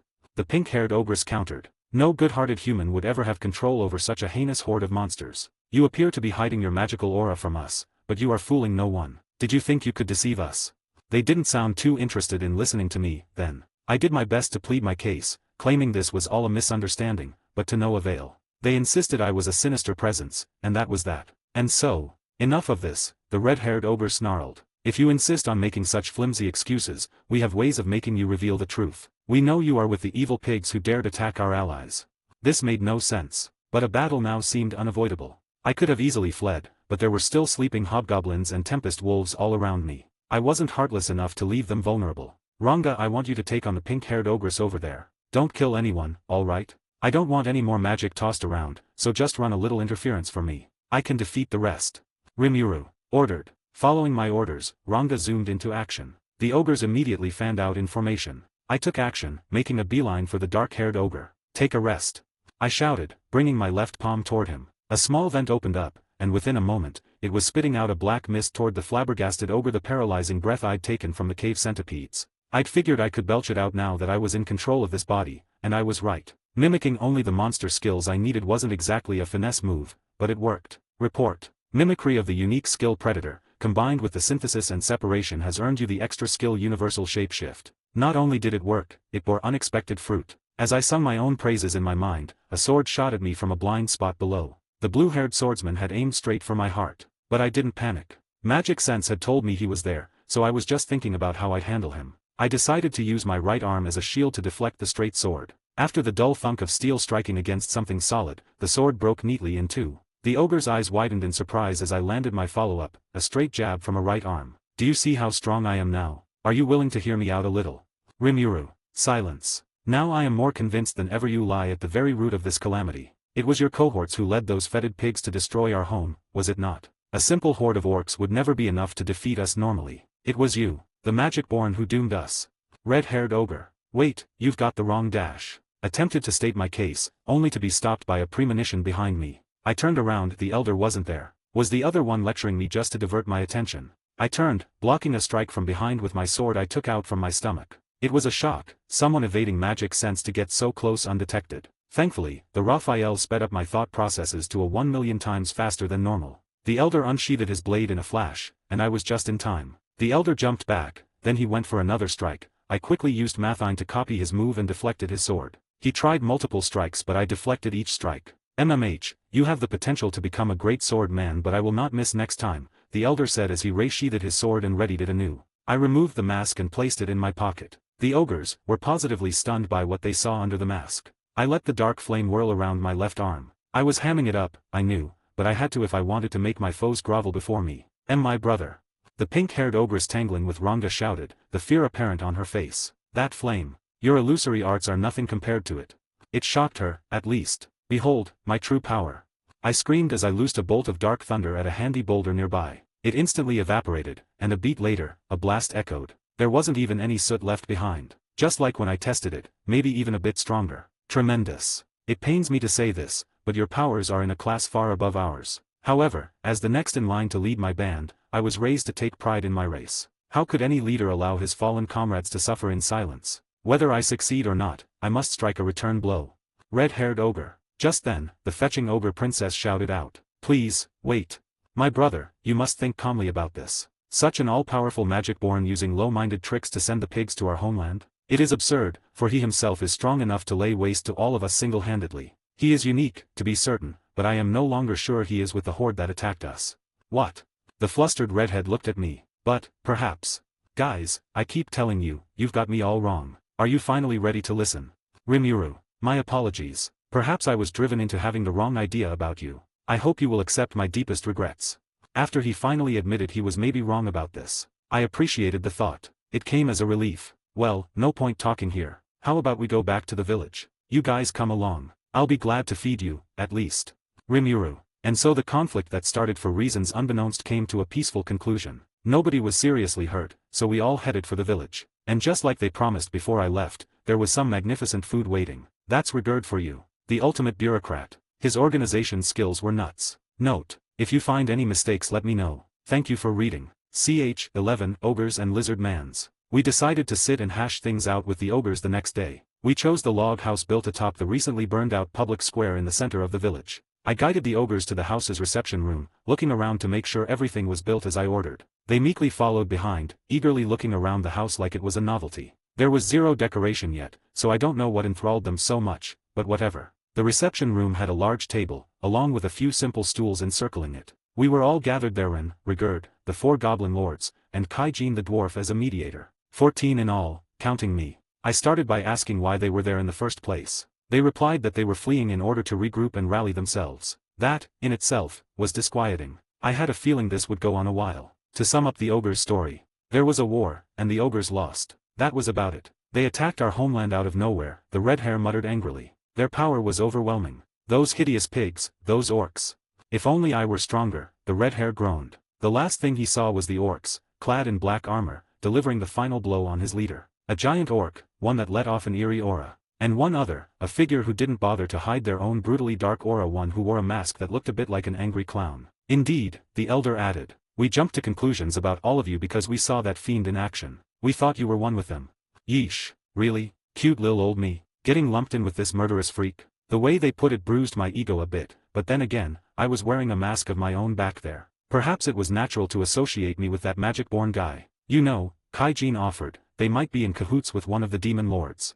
Demon lord? Shizu's face flashed across my mind, her final words echoing alongside it. Leon, the demon lord, the foe I'd promised to defeat. I decided to hear everyone out. We believe the orcs are seeking to seize leadership over the forest, Rigurd said after I prompted him with a glance. Everyone was looking at me now. Fight them, run, or join their alliance. The way the ogres were acting, they knew that we could be enemies once again, depending on my decision. Suddenly things were far more intense. But I didn't care. So what are you people gonna do? I asked the ogres. What, do you mean? I mean, what's your future direction? Are you gonna run so you can fight another day, or just hide out somewhere instead? 'Cause if you were planning to run, I was just wondering if you had someplace in mind. Is it not obvious? We will build our strength, wait for an opening, and challenge them again. Precisely. We must avenge our lord. As must I. We are all but powerless right now, but I refuse to let those 2-legged pigs live. The ogres certainly had an answer. They must have resigned themselves to this from the start. Even back in our own fight, there wasn't a single hint of hesitancy clouding their eyes. They must have known it would mean their lives, but I had to respect it. Despite how cornered they were, they still had the dignity to not kill any of the hobgoblins. I had a feeling I'd regret it if I let them march off to their deaths. Hey, you guys interested in joining my side? Rimuru. What are you? Ogre. I put it clearly enough, didn't I? If you guys were working as mercenaries anyway, why don't you work for me instead? If you want to fight for your old lord, I'd be happy to hire you to do that. Rimuru. Ogre. If you agree to serve me, I think I might be able to make your dreams come true, too. Rimuru. How, exactly? Ogre. Simple. If you join me, I promise I'll fight with you if something comes up. I never abandon my companions, and if you let me hire you on, I will be glad to cooperate with you. I see. So we protect this village, and in turn, the village protects us. Not a bad proposal. In fact, it is a welcome one. We could use this place as a base to assemble the resistance forces we need against the pigs. Ogre. Yeah, exactly, I replied. We're gonna be fighting anyway. You might as well come along for the ride. Rimuru. And could this agreement stay in place until the ringleader of the orcs is defeated? Ogre. Sounds perfect to me. You'd be free to do whatever you like once the matter with the orcs is settled. You could work with me to build a nation, go out on a journey, whatever. What do you think? Rimuru. The red-haired ogre thought this over for a few moments while the others remained politely silent. They must have respected his decision-making skills. He closed his eyes, then opened them once more. Very well, he said. We will serve under your leadership. Right, let me give you people names, then. Rimuru. Please, wait a moment. The pink-haired ogress explained. Giving a name can be a very risky maneuver. We had best begin with those of a higher ranking first. No, quit worrying, I said, ignoring the pink hair. It'll work out just great. The red-haired guy became Benimaru. The princess became Shana. The white-hair old man became Hakuro. The blue hair became Soai. The purple hair became Shin. Finally, the black hair became Kurobe. I was pretty satisfied with my choices. I came up with them almost immediately, like a divine revelation of sorts. But as I patted myself on the back, I suddenly began to feel drained and I fell into sleep mode. Wadash. A slime. How on? You were a slime all along. I was too weak to respond. A night passed. Once I finally woke up I saw all 6 ogres standing before me. Benimaru and his friends had evolved from ogres to ogre mages, a natural progression like the one from goblins to hobgobs. It made for a showier-looking creature, but if anything, their strength received the biggest upgrade. I'd say they were all past A rank now. At first I thought it might be a mistake, but no. All of them. No wonder they robbed me of all my magic. Benimaru goes, Sir Rimuru, we have a request. Please, we beg of you to accept our solemn oath of fealty. Geez, you don't have to get all formal about it. Just because you're my mercenaries doesn't mean I want you groveling at my feet.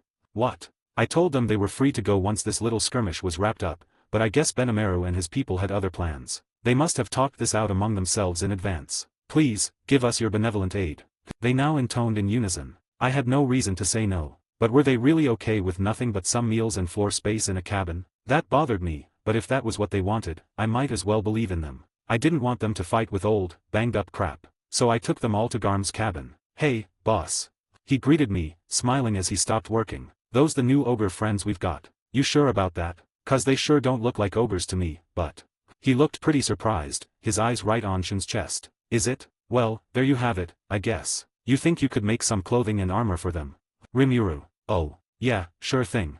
Garm. Garm still seemed dubious but refrained from commenting further as he brought the ogres inside. I was sure he'd be measuring them all shortly. Hakuro was good to go as is, and Kurobe apparently borrowed a few days' worth of outfits from Kaijin. Simple work clothes, really, but Kurobe seemed happy enough with them. Their measurements taken, Benimaru and Soai stepped back outside, dressed in fur outfits. People that handsome, they look good in anything. I am so jealous.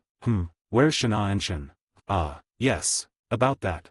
Benimaru was a little reluctant to explain. After prodding him a bit, I learned that the two were apparently unsatisfied with wearing simple fur. Given how fancy Shana's royal vestments were, I guess I couldn't blame her. She said she'd just fix up her own outfit, finding bare fur to be too itchy for her tastes. Princess Shana, you see, so I said, is quite gifted with sewing and such. One of the best among us, in fact. I assigned them to work they are most proficient in, and left everything else on Ren to handle. With these orders placed, we all took our leave from the workshop, except Shana. Several days passed. I had worried at first that Benimaru and the ogres might not get along so well with my people, but I guess I had nothing to worry about. To hobgoblins, ogres were a rank or two higher on the pecking order, but the goblins had the capacity to accept them as their own. And since ogres weren't too keen to pick on those who were weaker, they were practically worthy of worship as far as goblins were concerned. Kurobe making swords, Shana sewing clothes, and Soai gathering information like a spy. I had everyone humming along. Really? Orc Lord? I asked. What's that? Simply explained. It's a monster, Benimaru replied. Hey, I whined, that's too simplified. Swoosh. A wooden blade hailed towards me. I quickly used my wooden sword to block it, and jumped backwards. Ho, you really dare to talk, Hakuro continued. It was Rimuru-sama that wished for me to provide guidance. A few days ago, after I learned from Benimaru that Hakuro was their instructor in sword training, so I decided to make Hakuro official instructor. It will help hobgobs learn sword skill, which might come in handy in future. In addition to that, I decided to appoint Benimaru as my samurai general. He will be responsible for running my nation's military affairs. After that, Shin got jealous of Benimaru and Hakuro, so I appointed her as my royal guard. Her duties will remain chiefly secretarial. I also decided to give the title to the other three too. Shana the Oracle, Soai the Covert Agent, and Kurobe the Swordsmith. Currently Hakuro was training Hobgobs, Benimaru and me. While training Benimaru and I started talking about the Orc army and the topic of the Orc Lord came. Can I and Benimaru take a break? I asked Hakuro. Hakuro nodded and started training Hobgobs. Benimaru and I went to the shadow of a nearby tree and continued our discussion. After a while a figure suddenly appeared next to Benimaru. It was Soai, and it looked like he had pretty much jumped right out from Benimaru's shadow. Upon noticing me, Soai fell to one knee. I have something to report, Rimuru-sama, he barked. Why yeah. Surprised I asked, what is it? I witnessed a group of lizard men on the move. Spotting them so far away from the marshes they call home seemed highly unusual, so I thought it best to report to you as quickly as possible. Soai seemed perfectly serene. His breath wasn't ragged or anything, but I was sure he must have hurried right over. My sense heat source skill told me his body temperature was slightly higher than normal. Lizard men? That is odd, Benimaru said thoughtfully. It appears, Soai replied, they are negotiating with the goblin villages nearby. Got it, I ordered Soai, keep an eye on them. Yes, Rimuru-sama, Soai said and disappeared. Several days had passed since I had appointed my pseudo-cabinet of ogre mages. Benimaru was conferring with Rigurd and the other elders about how to keep this town secure. I had established a new department of the army and left him in charge, although the only other member at this point was Hakuro. Rigurd and the rest of the town's security force were busy securing food and natural resources. I couldn't draft them into the army that easily. I'd probably have to reorganize them at some point and field volunteers. That appeared to be what Benimaru was talking about with Rigurd. I'd like to create an organization suited for combat, he told me, selected from worthy candidates willing to dedicate themselves to battle duty. Would that be all right with you? Sure, I said. Sounds great. Let me know once you've got a roster handy. Now all military-related issues are Benimaru's problem and administration-related problems are Rigurd's problem. If they can't deal with that, Ren will take care of that. Now I am pretty much free. I am only charged with making the final decisions. They can do the rest of the work. Oops. Now was no time for mulling over this. I had my own practice sword in hand. Manifesting as an adult slowed down my reaction time, so I just have focus on improving my skills to make up. I am having practice session with Hakuro. I used my wooden sword to strike at him, but he blocked it, but continued exchanging blows. I am barely able to keep up with him, but thanks to Mathine my sword skills are rapidly improving. Ho ho ho. Rimuru-sama has quite a lot of talent for the sword, Hakuro said, smiling like a doting grandfather. At this rate you will surpass my sword skills soon. Right, I said one more time, then. Before we could make another move, though, we heard the sound of a large bell ringing. Something had triggered Soai's alarm system, so we headed for Rigurd's residence instead. Rigurd ran right up to us once we were in sight. He tended to do that a lot. Maybe my mere presence stressed him out a little. I have news to report, Rimuru-sama, Rigurd said, half in a panic. A lizardman envoy has come to visit. I headed for the town's entrance to greet this envoy. They hadn't arrived yet, instead sending an advance messenger who told us to bring everyone in the village out front. I asked why the guard didn't just shrug him off, but he was riding a hover lizard, a fairly large mount reserved only for the night classes, and I'm sure that must have made Rigurd pee his pants. There were 6 of us there at the entrance: me, Ren, Rigurd, Benimaru, Shin and Hakuro. I made sure everyone knew to tread carefully. Absolute politeness, unless I say otherwise, I said. By the time we heard the full lizardman envoy thundering toward us, about an hour had passed from the initial alarm call. I reverted to slime form, enlisting Shin to hold me in her arms. Just in case, I explained. I couldn't help but feel overall safer as a slime. There were around 10 lizard men, and after a moment, one of them, chest puffed out, dismounted his hover lizard and sauntered up. The leader, I guess. Thank you for greeting me. Gable will give this village, too, the chance to submit to my rule and authority. I hope you will consider it an honor. I gave Rigurd a glance. He was silent, mouth agape. Benimaru was scratching his head, looking at me like he was asking permission to rip this guy apart. I wasn't about to give it, but I still wasn't sure how to react. I was struck dumb. Hakuro crossed his arms and closed his eyes, wordless. Was he sleeping? Shin, meanwhile, still had me in her arms, which she had tensed up out of anger. Whoa, you're crushing me, lady. Noticing me, Rin quickly snatched me from Shin. And then she scolded Shin. Shin apologized, breaking into a cold sweat. Well, focusing on envoy, I had no idea the envoy would be such a damn fool. Okay, I said, trying to move things along. I guess I'm the one who tamed the dire wolves. Or, more like made friends with them, maybe. Huh, you, a lowly slime? Enough joking. Let me see some evidence. Then I'll decide whether to believe you. I occasionally had to deal with company presidents and government officials in my construction job back home, but not even they treated me like such an idiot. One thing I learned quickly with those guys was that the only way to beat them was refuse to play their game in the first place. Teaming up with idiots would earn you nothing. So I decided to switch tactics. Ranga. Here, master. He stepped out from my shadow. He had been adopting it as a sort of standby post as of late, another way to adapt shadow motion, I supposed. Good. This guy wanted to ask you a thing or two. Could you hear him out? So Ranga, accepting my order, turned to face the lizard men. A single glare from him was enough to make even the stout-looking guards and their iron chest pieces take a step back in self-defense. And why wouldn't they? Ranga was huge, not shrunken down at all. The whole of him was right there. My master has ordered me to interact with you. Speak, and I will listen. Ah, yes. It is you, then, the Alpha, or what have you of the dire wolves. I am Gable, warrior lord of the Lizardman tribe. I am charmed to make your acquaintance. I am, as you have just heard, a named Lizardman. Will you abandon this slime and join with me instead? Envoy, you filthy lizard. How dare you mock my master? He gritted his teeth, eyes turning red as he silently seethed in anger. Not too much, okay, Ranga. I'm not sure if this lizard can take it. If he tried anything funny, well, he had it coming, but I wanted to avoid that if he really was some higher-up lizard guy. Before I could think of doing anything. Very well. Ren interjected with a terrifying smile. If you are capable of defeating me, we will listen to your story.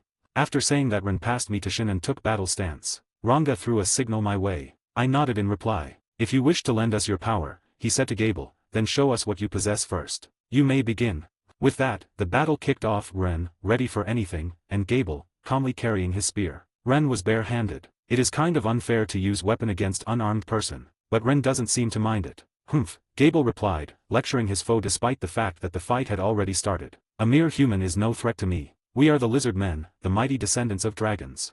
Ignoring the boast, Ren started running towards Gable. Impudent fool, Gable listlessly muttered as he tried to strike Ren with his spear. Ren jumped and landed behind him and executed a kick. The rear attack came as a total surprise, and he took it straight to the back of his neck, immediately causing him to black out. Ren had aimed right where neither Gable's armor nor his helmet could protect him, and she aimed well. Even the stoutest built of lizard men couldn't hold up against a direct attack on such a vulnerable collection of nerves. His scales would keep the blow from turning lethal, but he would no doubt take a while to recover. It is settled. The victor is Lady Ren.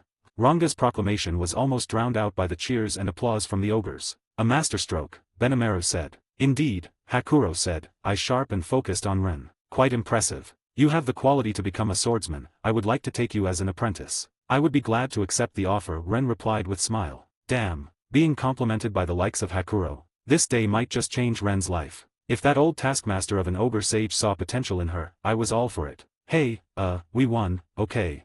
I yelled at them. And I gotta turn down the offer, too, alright? If you want help fighting the orcs, we'll think about that, but for today, you mind leaving us in peace? And don't forget to take him with you.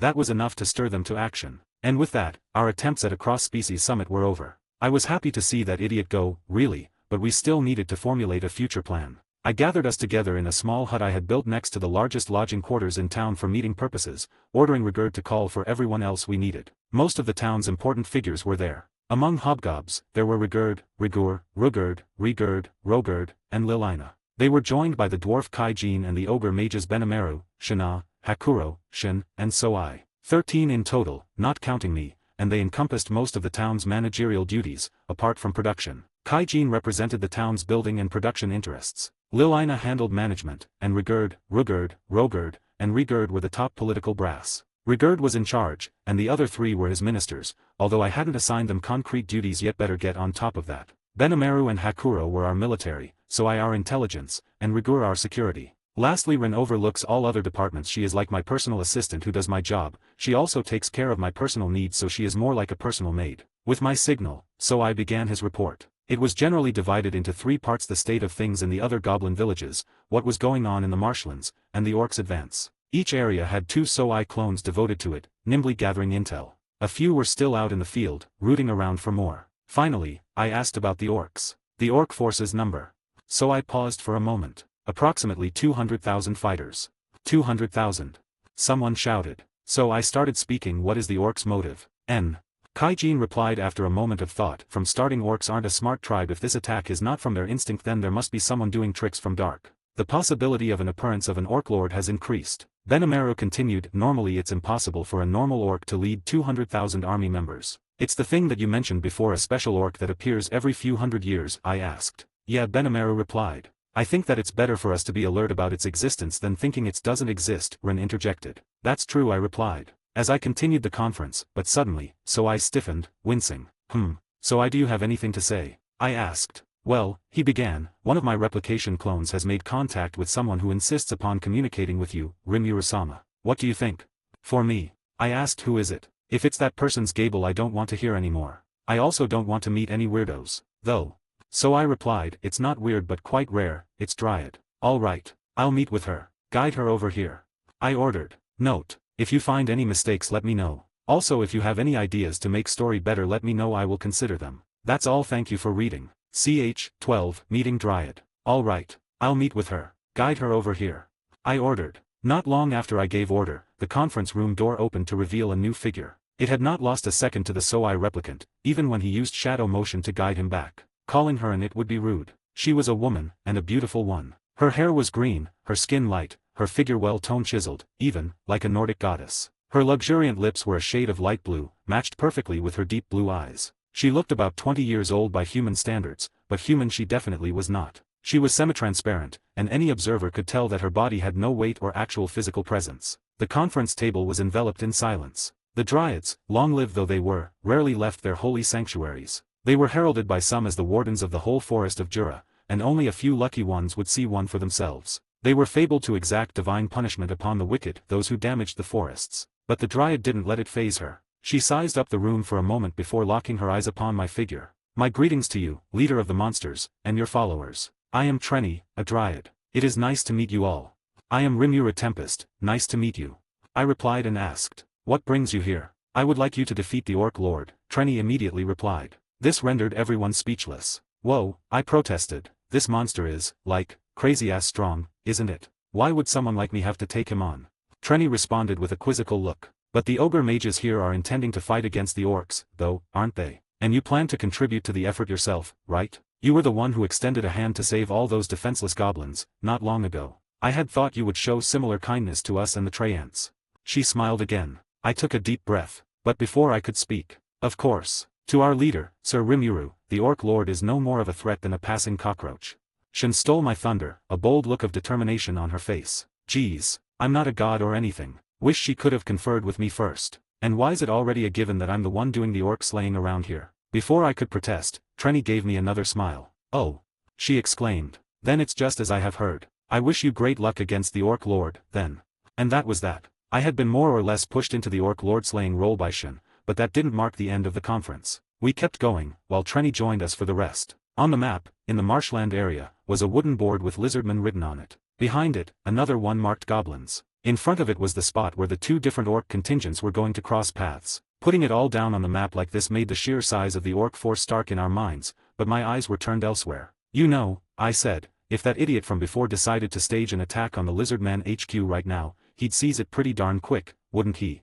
Indeed. Gable, the so-called Lizardman envoy. If he decided to raid the Lizardman's home turf while their main force was busy tangling with the orcs, he'd be greeted with only skeletal resistance. The caverns would be his in the blink of an eye. And the goblin forces were already in perfect position for it.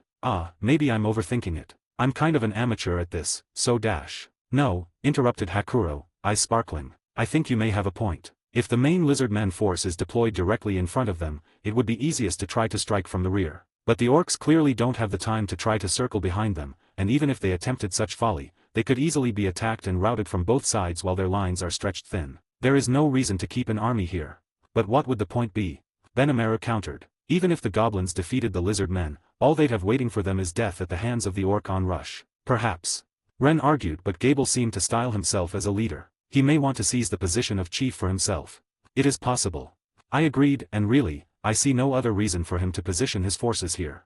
If you think it's possible, Ren said, then that's all the more reason why we can't team up with him. Nobody offered any disagreement. I would very much like to forge an alliance with the lizard men, I said. By ourselves, our numbers are too low. I would hate to leave them alone and defenseless, besides. Nods around the table. Nobody seemed to have any concerns about that. But whether we have an alliance or not, we're never gonna outnumber the orcs, Ren countered. You sure they wouldn't just treat the offer like an insult? The hobgoblins seemed to view that as a problem. The ogre mages laughed them off. Lady Ren, you worry far too much. Hakuro commented. Each one of us is as powerful as an entire army. I highly doubt they would look down upon the likes of us. I thought he was giving himself far too much credit. It sounded like something Gable would say, really. But apparently, he meant it. I will go and negotiate with them myself, so I said. Is it all right if I speak with the Lizardman Chief on your behalf, Rimuru-sama? Right. So we're gonna take two different tacks. I'll lead an advance force over to the lizard men, and we'll bash up the orcs together. We'll try to win the battle, but if it starts looking bleak, that's when we'll go to plan B where, basically, we abandon the town, regroup where the Treants are, and focus on defending them. We'll probably need to call upon human aid if it comes to that, so I'll contact Cabal the Adventurer and have them help us rub out the Orc Lord. He's just as much of a threat to them as he is to us, so I'm sure they'll step up to help. Of course, this is all dependent on forming an alliance with the lizard men. You're gonna be key to that, so I make it happen. Yes, my lord. So I nodded back at me. I had faith he'd come through, certainly. Right. In that case, feel free to talk to the lizard man chief whenever you can. Just make sure we're both equal partners in this alliance. Nobody's serving anyone else. I understand, he said, then promptly disappeared, as if fading into the shadows. He works fast, doesn't he? Thank you all for accepting my sudden request, Trenny said, bowing low in my direction. I will do my best to ensure this relationship is beneficial to us both. Oh, no, same to you, I stammered. She smiled a little in reply, perhaps finding my hesitation cute or something. We will meet again, then, leader of the monsters or Rimurasama, I should say. Then she was gone, casting her own magic to return home. Rigurd was already outside of our conference room hut, carrying out my orders. Even as Goblin King, he still ran around all day like a chicken with its head cut off. Things were starting to happen. We had to do what we could, and right now, that meant we had to prepare. I gave the order to prepare for the war. The construction effort across town was continuing to go without a hitch, but we still had no real defenses in place. Not even an outer wall, since it'd get in the way of the building boom. No way we could weather out a siege or anything. It was much more logical to picture ourselves bringing the battle to them. Along those lines, I told the people not joining me to prepare to travel to the Treants. They might have to set off before we made it back to town. Before any of that, though, I had to assemble all the monsters in town and tell them what we had decided on. I tried to act as kingly as possible. The final battle will be waged in the marshlands, I began. If we win there, we're good. If we don't, I'll let you know via thought communication, so I want you to abandon this place and flee to the Treant settlement. I'll also ask the humans for help, if it comes to that, and you'll likely fight alongside them against the orcish army. I'll be honest with you, this isn't some gang of little kids. I'm planning to win this, but if I don't use that as an excuse to lose your heads. You gotta stay calm and follow the plan. Now, the people joining me in the primary force. The monsters slowly grew more excited, not knowing what to expect. I guess they all wanted part of the action. I didn't remember them being so warlike, but who knows. Whatever. I didn't let it bother me as I continued. For this battle, we will deploy with a team of 100 goblin riders with Benimaru as their commander. Hakuro will be his aide-de-camp, and Shin will be our main point man on the field. So I will be joining us, although he's elsewhere at the moment, and I suppose Ranga will be my transport. That is all. Any questions? I could hear small commotions arise among the crowd. 100 must have seemed like an awfully small number. I saw Shana and Ren make their way to the front, serving as their voice. Ren and Shana looked at each other. After a brief pause they nodded to each, coming to some conclusion. They are getting along quite well to the point of being able to communicate through looks alone. Rimurasama, Ren asked, isn't that far too few people? And we didn't hear our name called, either. What is the meaning of this? The meaning? Well, you know. Since Shana is princess and all, I hesitated to expose Shana to a life and death situation. And Ren, even though she started learning sword skills, she is still inexperienced, and on top of that she doesn't have any skill, which makes it even harder for her to fight. Yeah, well, you know, Shana, I'll need someone to lead the rest of the people here. If we have to negotiate with Treants and Dryads later, Rigurd's gonna have a hell of a lot on his plate, right? Your presence would do a lot to give the women and children some peace of mind, too. As for Ren, we need someone to protect this town. Being Otherworlder, you can use your knowledge from your past life, which will greatly help in managing people here. It sounded plausible enough, as I tried to convince them with it, and it basically seemed to work. In that case, we will live up to the role, both said in unison, which was a relief. Both of them have a fan base around town, Shana for her kind nature and cute looks, Ren for her reliableness and cool looks. I also thought it was a good role for them. After my speech had ended, I was now headed for this sewing room. Shana said she wanted some help, so I came, greeting Shana as I stepped inside. She smiled back at me, now wearing a beautiful, kimono-like dress she must have sewn herself at some point. It looked meant for a priestess, but designed to be as easy to move in as possible. The top was pure white in color, but the skirt part was a light pink, like Shana's own hair, and it made for a cute-looking picture. One look and you could see what kind of techniques she had at her fingertips. I was expecting great things, but that was a mistake. Why, you ask? Reason. Shana let out a squall. You look so cute. Shana stared at me spellbound, clearly blushing. Rimurasama, you look great, Ren said enthusiastically. Try this one next. I have been forced to wear cute dresses one by one. When I came here, Shana asked me to try some of the clothes she made. Apparently Ren has given her lots of designs of cute clothes, and now I became their dress-up doll. Ren and Shana are choosing clothes for me, Shin is putting on makeup on me, and Haruna is polishing my nails. After some time, I received word from Soai. Sir Rimuru, do you have a moment? He asked via thought communication. Oh Soai, perfect timing, I replied via thought communication. I am sorry girls, Soai has something important to report, I said with a serious tone. I have to go now. I used this excuse to run away from their clutches. Girls whined disappointed, then they said in unison, please come again later. I promise, I hastily replied, after defeating the Orc Lord, and ran away. After that I went back to my temporary office and sat on the sofa. After that I loosened twin braids and removed heeled knee-high boots, and sat comfortably. It might be improper behavior while wearing a dress, but I was alone, so it's fine. Then after taking a deep breath I asked Soai for a report. I was able to meet with the Lizard Man chief. He seemed willing to accept the alliance, but he asked for you to personally come see him, Rimuru-sama. So I replied via thought communication. Sounds good, I replied, we're gonna fight this out in the marshes anyway. So when would you like to hold the discussions, sir? He asked.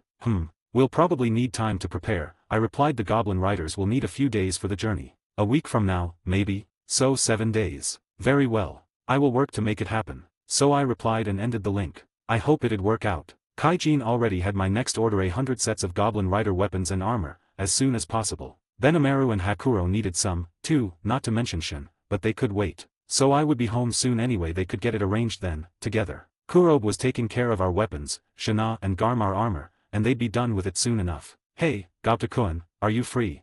I asked. NHH, whenever you say that, I have a feeling it never works out too well for me. Gobta replied rather rudely. You're just imagining things. You're going, too, right? I said. Gobta stopped short of replying. I smiled at him. He froze. Of course. He shouted nervously. I didn't appreciate the weirdness of that act, but I chalked it up to the ominous aura I could feel behind me. Well, guess a smile from Ren was more effective than anything I could cook up in slime form. She nodded at Gobta's reply, looking down at me as I mulled over the power she wielded. So Gobta was our Goblin Rider leader. No one had any complaints despite his occasional wobbles. They recognized how capable a hobgob he was. Rigur was just as enthusiastic about the decision, so I didn't foresee any problems. Just as I was done wrapping this up, so I came back. I apologize for the delay, he said as he appeared from Benimaru's shadow like some master ninja. You could just fall in love with him, the way he moved. So let's get started, then. We prepared our armor and clothing, then I and Ogre Mages went to Kurobe's workshop to take our weapons. Benimaru had an elegant, flowing longsword, Hakuro a large staff with a sword hidden inside, so I a pair of ninja-style blades. They all looked happy with them, and I could see why each one was a perfect fit for their owner. One thing did bother me, though. Shin's war blade. It's kind of too big, isn't it? This is probably the largest weapon I've ever built, Kurobe said, smiling confidently as he watched Shin. I figured she could take advantage of it.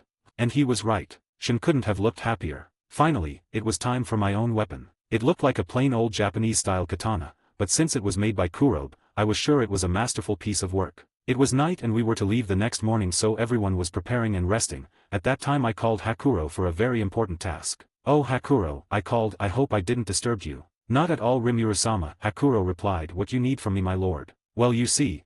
I started speaking a little hesitantly. We are going to fight an Orc Lord tomorrow. Hakuro nodded and looked at me silently, urging me to continue. Well, you see.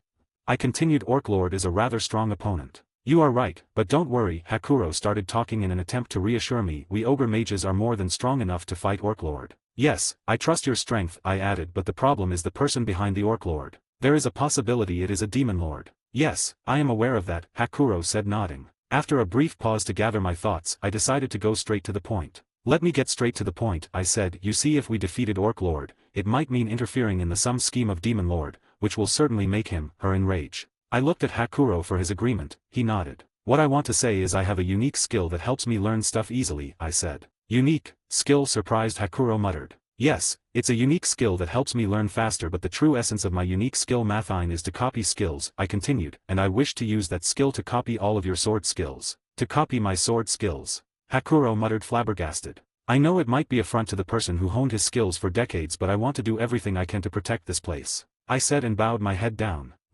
Rimuru-sama, you mustn't have to bow your head to a humble old man like me, Hakuro quickly said, panicking. This is not an order but a request, I said, lifting my head. Will you allow me to copy your sword skills? You can decline if you want, I won't hold that against you. Hoo, Hakuro laughed and said, I am your servant Rimuru-sama, and my sword skills are yours to have. Beside, even without you copying my skill, I am certain you would have learned my skills in a few years. Thank you, Hakuro, I said, heartfelt. Hoo, think nothing of it, Hakuro replied with laughter. After getting Hakuro's consent, I used Predator to pull him in my stomach, and then I used Mathine to copy all his sword skills. You could say now I became a decent swordman. I can't call myself a master yet since I copied Hakuro's skill and did not master it. It will take time to master it, but for now it is good enough. The next day, the goblin riders were by and large, ready to roll, lined in a perfect row with a week's worth of provisions strapped to their backs. We've got an orc lord to take down.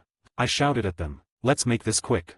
I deliberately kept the pep talk short. No point getting too eager. We need to keep our eyes focused on the situation around us, and the simpler the objectives, the better. The riders, nonetheless, gave their war cries of approval in response, the deafening roar echoing across town. 3 days had passed since we left town. The trees were thinning out, indicating we were near the marshlands. We were ahead of schedule, thanks to keeping our luggage to a minimum. For now, though, we were resting here. I figured we would chill a bit, checking out the area before we contacted the lizard men. We weren't due to meet with the chief for 3 days, and if we were this far along, there was no need to hurry. I ordered everyone to stand by, make camp, and rest up. I will scope out the area, Rimuru-sama, so I quickly offered. He was definitely the man for it. All right, so let me know what you find. And try to figure out where the boss of the orcs is, if you can. About an hour into our camping prep, I received a message. Is now a good time, sir? My thought communication sprang into action as I rested, watching everyone at work. What is it? Did you find something? Well, I found a group engaged in battle. What? Gable? No, not him. There's only one lizard man, someone I believe to be a close aide to the chief. Here against a group of orcs, one high-level orc, plus more under his command. Around 50 in all. Could you defeat this higher-level orc and his men? It should be simple, sir. All right. Try to observe them for as long as you can and relay what happens afterward. I feel bad for that lizard man, but keep your distance for the time being. Step in if you think the battle's gonna turn fatal. Don't let the lizard man die. Yes, my lord. Gathered everyone together. Listen, people, I said, we're not camping. It sounds like something's going down. I saw the faces of the goblin riders tense up. So we're fighting? One asked. Likely, yeah. Our enemy number's approximately 50, so I want to see 2 of you tackle each one. Remember, the orc lord's capable of absorbing the abilities of dead enemies. So don't push it. If you think you're in trouble, get out of there. Are we clear on that? Yes, sir. They cheered, Gobta leading them on. We reached Soai as he deflected a sword slash from an orc that had just jumped off a tree limb. Gih, who are you? The long-armed orc shouted at me, his face a mixture of pig, wild boar, and human. Here to be consumed by an orc general. How dare you act so rudely around Sir Rimuru? Shin fired back, staring the general down with her unnervingly cold eyes. Oh, you. I looked down at this new, faint voice. It belonged to a lizard man, looking up at me. She appeared to be cowering, wounded from head to toe and just barely breathing. She had lost a lot of blood. I doubted she'd last long unaided. I knew I had asked Soai to remain impartial for as long as possible, and I guess he followed my orders to the letter. He wasn't at fault for that. Drink this, I said, tossing the lizard man a recovery potion. She hesitated for a moment but quickly drained the bottle. The effect was dramatic in an instant, all the cuts and bruises were gone. What on? Impossible. The orc general and lizard man both expressed their surprise simultaneously. Nice. That oughta improve my rep a little. Good thing I earned some brownie points with these guys before the big meeting with the chief. I patted myself on the back. The lizard man approached me. Please, sir. Please, I need you and your envoy to rescue my father, the lizard man chief, and Gable, my brother. She was on one knee, head bowed down, as if praying to me. What dash? I was about to ask what happened to her when the orc general came rushing in. Get in my way, and I'll eat you first. He bellowed, crossing his scimitars in front of him. He was probably trying to catch me by surprise, but in a flash, Shin was in front of me, landing a single slash with her heavy blade. The orc general instinctively recrossed his swords to block the attack, but Shin's sheer force knocked them right out of his hands. The extra skill steel strength put her power off the charts, even by non-human standards, so I should have expected as much. Why, you're kidding me? The orc general managed to gasp out. Then things got even worse for him. Just as I was about to order Soai to interrogate him, everything finished. Die. The voice was accompanied by a single flash of light, backed up by a low rumble. And with it, the orc general ceased to exist in any physical sense. I have given this impudent fool the divine punishment he deserves, my lord. She smiled at me, anticipating the praise that was no doubt coming. I mentally shifted gears as I turned to the lizard man. At least we wouldn't be interrupted any longer. There's still a few days until our meeting. What happened? She looked at Soai and me in succession before setting her eyes upon me. I am the daughter of the lizard man chief, she said, conviction clear in her voice. I serve as the head of his royal guard. In advance of our alliance, my brother Gable has overthrown the royal family and imprisoned the chief. He intends to wage open battle against the orcs, but he vastly underestimates their strength. If this keeps up, we will lose, and the lizard man race will be wiped off the land. She paused for a moment, searching for the right words. The chief instructed me not to put an undue burden upon you as I related this message. But, please, as the one who offered us this alliance, I beg you to help us. Now she was fully prostrate on the ground at me. So can you shadow motion yourself to where the chief is? I asked. I can, sir. Replied confidently. All right. I hereby order you to rescue the lizard man chief. If anything gets in the way of our alliance, eliminate it. Yes, my lord. So you'll. Oh, thank you so much. The lizard man was beside herself with gratefulness. We're off, then. So I said. The lizard man bowed deeply before turning to So. He placed his hands on her hips and began shadow motion, disappearing from our sight in an instant. With So taking care of the chief, I went back to my original work of surveying the battlefield. Things had ramped up, apparently, so I didn't have time to waste. You aren't planning to venture into battle yourself, are you, Sir Rimuru? That's my plan, Benimaru. And I'd like to see things with my own eyes before deciding on anything.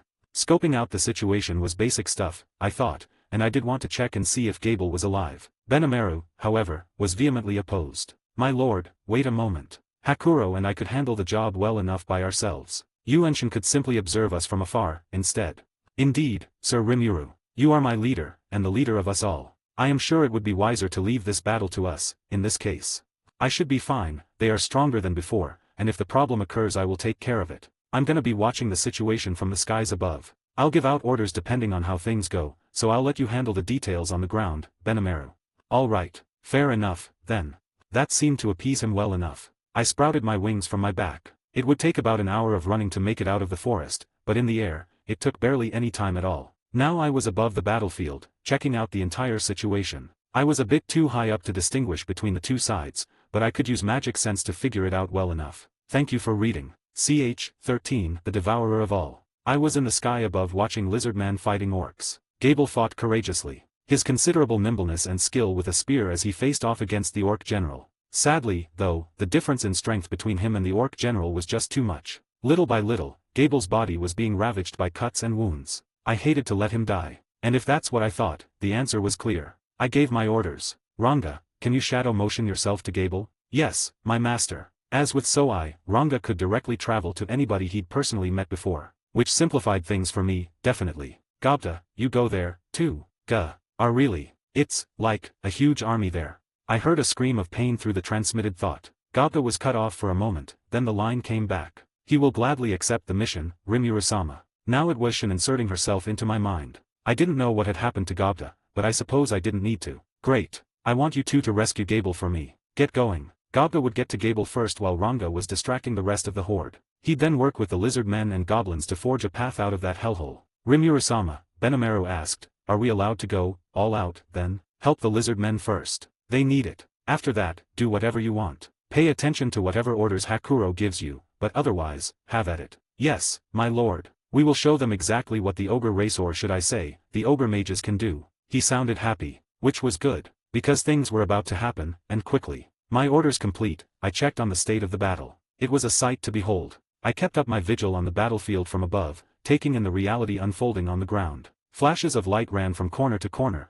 blowing away dozens of orcs at once. A loud roar rumbled in the sky as a black dome-shaped something appeared, then disappeared after a few seconds and left nothing but a bunch of glass fused into the earth. All the orcs there must have been burned into nothing. I could tell what had happened easily enough, but I felt like my heart was still having trouble accepting it. Before it could, tornadoes swirled across the field, sending gale-force winds in all directions and burning the orcs alive with bolts of lightning. It looked like one of the black-armored orcs had either been incinerated or torn apart. My honest appraisal of all this, what the heck? With every swipe of her sword, Shin was cutting down great quantities of orcs. Her blade was glowing a dim shade of purple, infused with her aura. A flash of the same color shot through the air with every slash, cutting orcish soldiers in half with the shock waves. The sword was no kinder to those it physically struck, some literally exploded. A single slash had a range of 20 feet or so, slicing through everyone unlucky enough to be in its path. She smiled a graceful, fetching smile as she danced her way through the hordes. The attacks just kept coming, uninterrupted, and not a single orc could lay a claw on her. Her strength was simply overwhelming. But there were a couple other guys in battle that made Shin look like a rank amateur.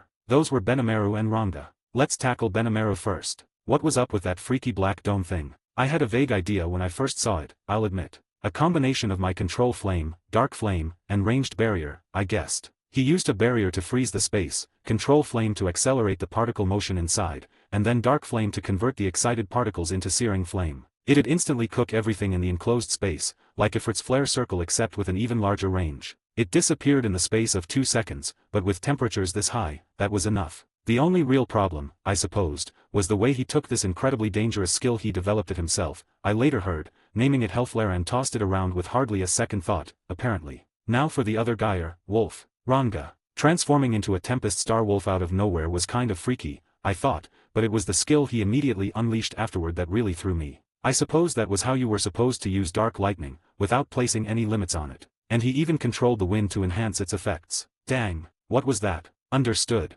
I believe the individual Ranga combined Dark Lightning with the extra skill Control Wind, taking advantage of the differences in temperature and atmospheric pressure to create bursts of up and down flowing currents, thus creating whirlwinds. Huh, neat. I don't get it, but it looks cool. The battle had been raging for around 2 hours. Benimaru had popped off 4 of those Dark Dome attacks. Not even he could deploy them in rapid succession, but I guess they didn't sap that much of his energy. Ranga's attack, meanwhile, was proving more of a one-and-done thing. I guess he put his all into it, which explained his current comparative silence. It certainly helped cow his opponents into submission anyway. Hakuro was busy handling the commander-class enemies for me, and I would hardly call that a battle. He approached them soundlessly and diced them up in an instant. The Ravenous unique skill let the armies boost their leader's strength by consuming the dead, so making the bodies themselves vanish was apparently a priority for him, which I appreciated. Part of his model will art, maybe. I could see him release an aura from his palm, burning the corpses or melting them, really. We proceeded along those lines for a while, with me spotting an enemy commander and sending Hakuro over to erase him.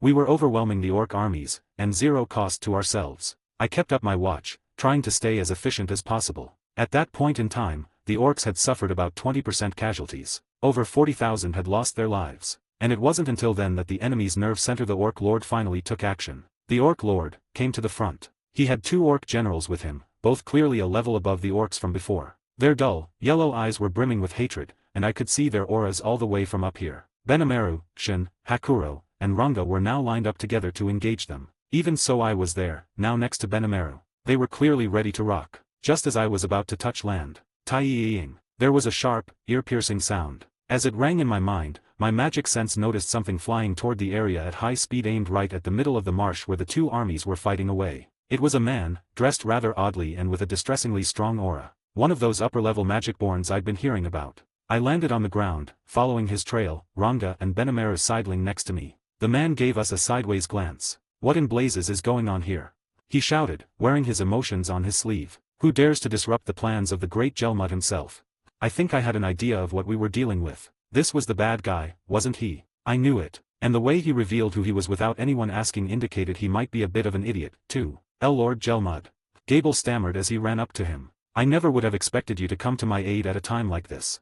Jelmud just looked at him the way someone would look at a giant pile of garbage. You worthless wastes of space.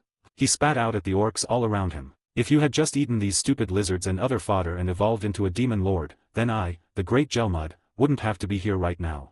Well, that's kind of mean. Does he understand what he's saying, really? He means that the lizard men and goblins were just meant to be food for the orc lord. Not that it matters to me, but, wait, haven't I heard the name Jelmud before? Understood. He is the magic-born that gave the name Rigur to the elder brother of current Rigur. Oh right. But did he name Gable, too, then? The lizard man himself spoke up before I could pursue the question further. Eaten these, lizards? Ha, ha ha ha. Talk about your gallows humor, You'll find I am still perfectly hale and hearty, Lord Jelmud. Ever since you granted me your name, I have done my best to exercise the full potential of my abilities. Ah, so it was him. But naming a monster just so the Orc Lord could consume him, that made an awful lot of sense, actually. Eating a named monster with enhanced skills and strength and all that, would make the Orc Lord that much more powerful. What was the talk about evolving into a demon lord? Evolve, into the demon lord. What is that? Dah. Your brain must be the size of a walnut, Jelmud mustard. It seems all that prey has avoided your brain entirely and gone straight to your muscles. We are out of time. I am forbidden to meddle in this, but I have no other choice. Huh, forbidden to meddle. Sounds like he is lackey of someone after all. He turned his bloodshot eyes to Gable now, showing an open palm. Then, without any further warning, he shouted die. And launched a bolt of magic. Why was I standing in front of him? That was an easy question, because I liked him. I wanted to help him. That was the only reason, and that was all I really needed. I wasn't afraid to do whatever I wanted in life. In fact, I'd sworn it to myself. That I will enjoy my new life to the fullest. Gable looked up at me in awe. I doubted he understood what was going on. Things had vaulted beyond what his brain could process. Don't worry, though. I don't expect any favor back. This guy here, he's just pissed me off. Bahahaha. Let me show you what a high-level Magicborn can do to you all. Time for you to die. Death March Dance. Gelmud had an expression of crazed joy. He intended to do us all in at once. The bolt, when he finally launched it, split into countless smaller bolts in the air, all arcing toward us. Each one was about as powerful as the first bolt he produced, and now tons were raining down upon us, one by one, as if forming an orderly line. Gelmud, I'm sure, was expecting us to be helpless, perishing with nowhere else to run to. Sadly, though, they didn't work on me. I slowly brought a small hand forward, and that was all it took to absorb all the bolts with my predator skill. A quick round of analysis produced instant results. This wasn't magic, but an art one where he could roll his aura energy together, mix it with magicules, and give it destructive power. Hey, I said, is that all you got? You want me to die just with that? Maybe you could give me a demonstration in how to die first. No, what is that you're? He began shaking fearsomely. I sent a water blade his way. He tried to dodge, but the speed of it caught him off guard, cutting a deep gash in his side. Gelmud began chanting a spell, fervently attempting to heal himself. Wow, he's got that kind of thing, huh? He looked like a freak, but maybe he was more multi-talented than I thought. All right, he said. I will let you join my cause. Soon, I will dash. I punched him. Does he listen to anything people say? Stop. Wait a minute. I have the backing of a demon lord behind me. You will not get away with this dash. Oh, now he comes out with that. Man, what a pain in the ass. So, I asked, and what are you gonna say when you run back crying to this guy? You don't think he'd actually let you stay alive after this, do you? Gelmud began visibly shivering, face painfully tense. Gah, get away from me. He stammered the words as he crawled backward. You're dead. The demon lord will never forgive this. I quickly decided to use my sticky steel thread skill to keep Gelmud in place before he got any funny ideas. He had already been levitating into the air, chanting something, probably attempting to fly off, I assumed. But that was no problem now. Damn you. He shouted, attempting to unravel himself as I approached him silently. Stop, get away. Hey, Orc Lord, over here, help me. He probably had a lot of juicy skills on him. No need to waste any more time. But having the chance to speak to Gelmud beforehand made the thought of eating him more than a little unpleasant. Maybe I should just capture him. Gelmud, paralyzed by fear, fired bolt after bolt of magic at me, materializing them out of thin air despite having his hands restrained. A very skillful act, but it didn't help him. They harmlessly bounced off my multi-layer barrier. The bolts counted as a melee attack, I guess, so they couldn't penetrate my defense at all. I knew that from my previous analysis, so I knew I no longer had to bother predator ing them. The former sneer on his face was replaced with a gasp of despair. Damn it. He shouted. Help me, Orc Lord, Geld.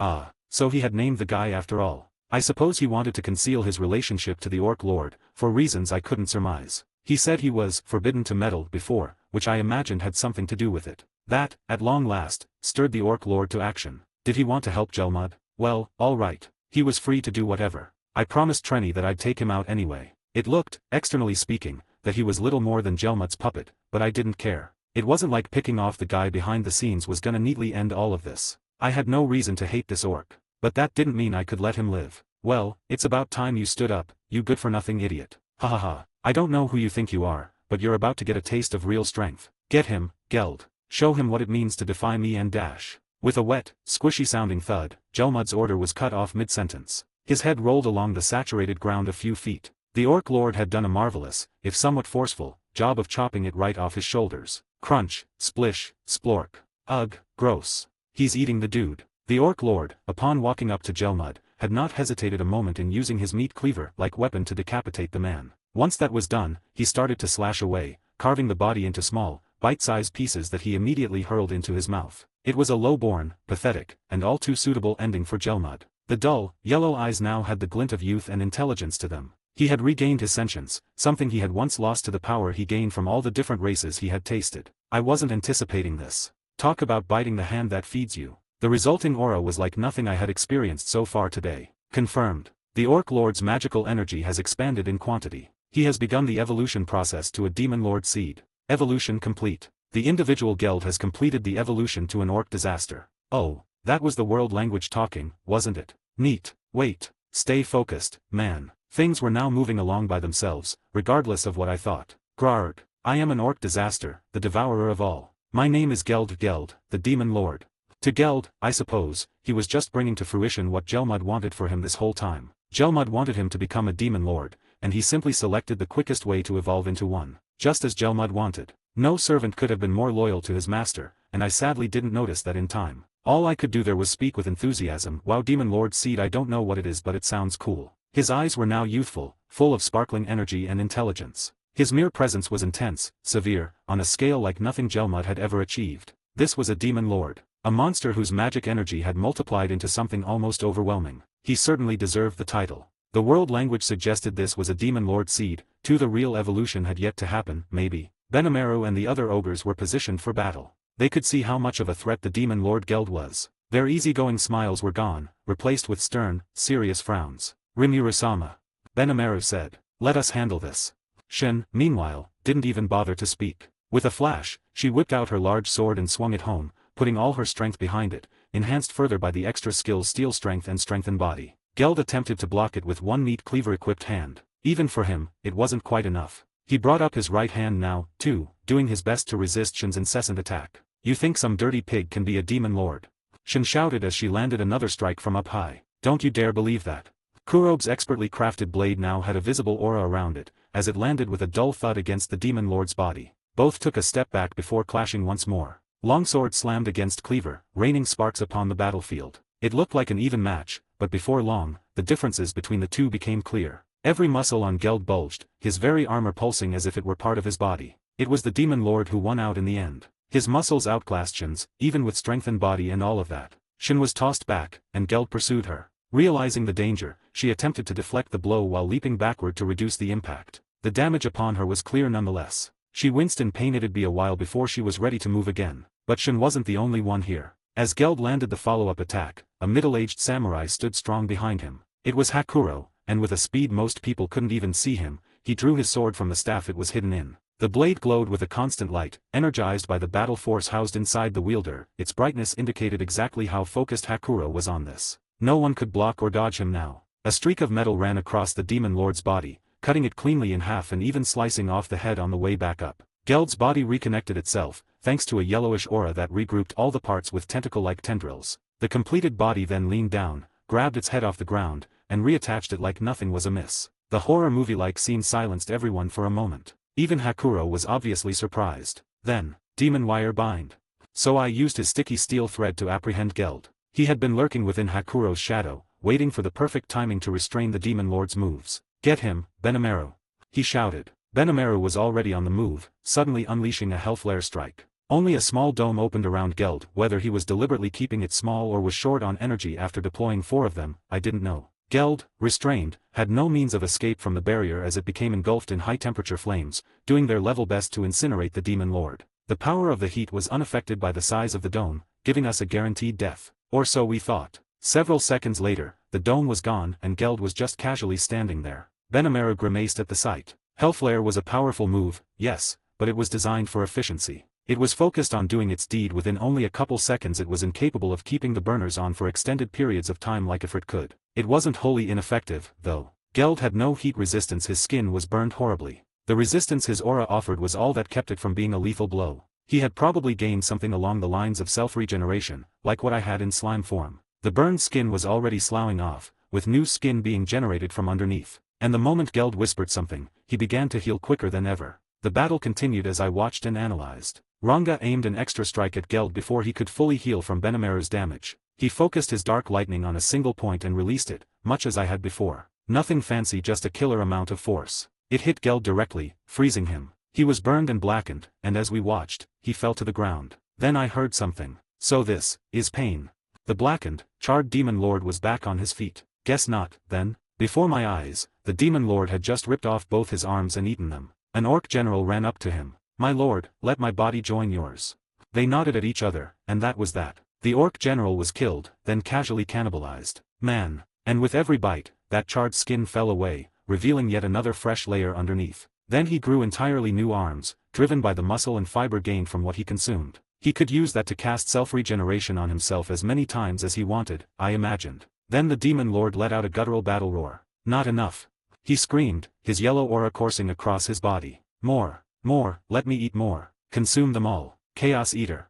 Like sentient tendrils, the yellow aura extended its way toward the nearby piles of bodies. They instantly corroded their flesh, consuming them whole. If anything, it was this yellow aura that was the true driver behind Geld's power. Was another application of his unique ravenous skill. Part of that skill involved rot something that could literally rot anything that it made contact with. If the target failed to resist it, it was corroded and killed if it was organic. Fearsome indeed. Instinctively sensing all this, I ordered my troops to retreat. Fall back.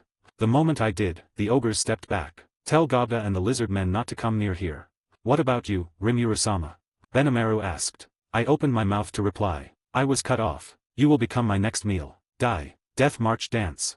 The same attack Gelmud tried out earlier, but now it was much more of a punisher. Not only was far more energy packed into it, but each tiny magic bolt had rot added to it. Get hit by one, and even the ogres would be gravely hurt. Flurry of magical bolts flung themselves toward me. I used Predator to consume them, and then the tendrils of yellow wrapped themselves around me. I took out my sword, the yellow aura still around me. I didn't like that aura, but it wasn't dealing me much damage. I didn't have resist rot in my arsenal, but it must have been dealing melee damage upon me, nothing I couldn't cover for with ultra speed regeneration. It's getting boring, so all I needed was a single order to end his life. Alright, Raphael. Smash that foe for me.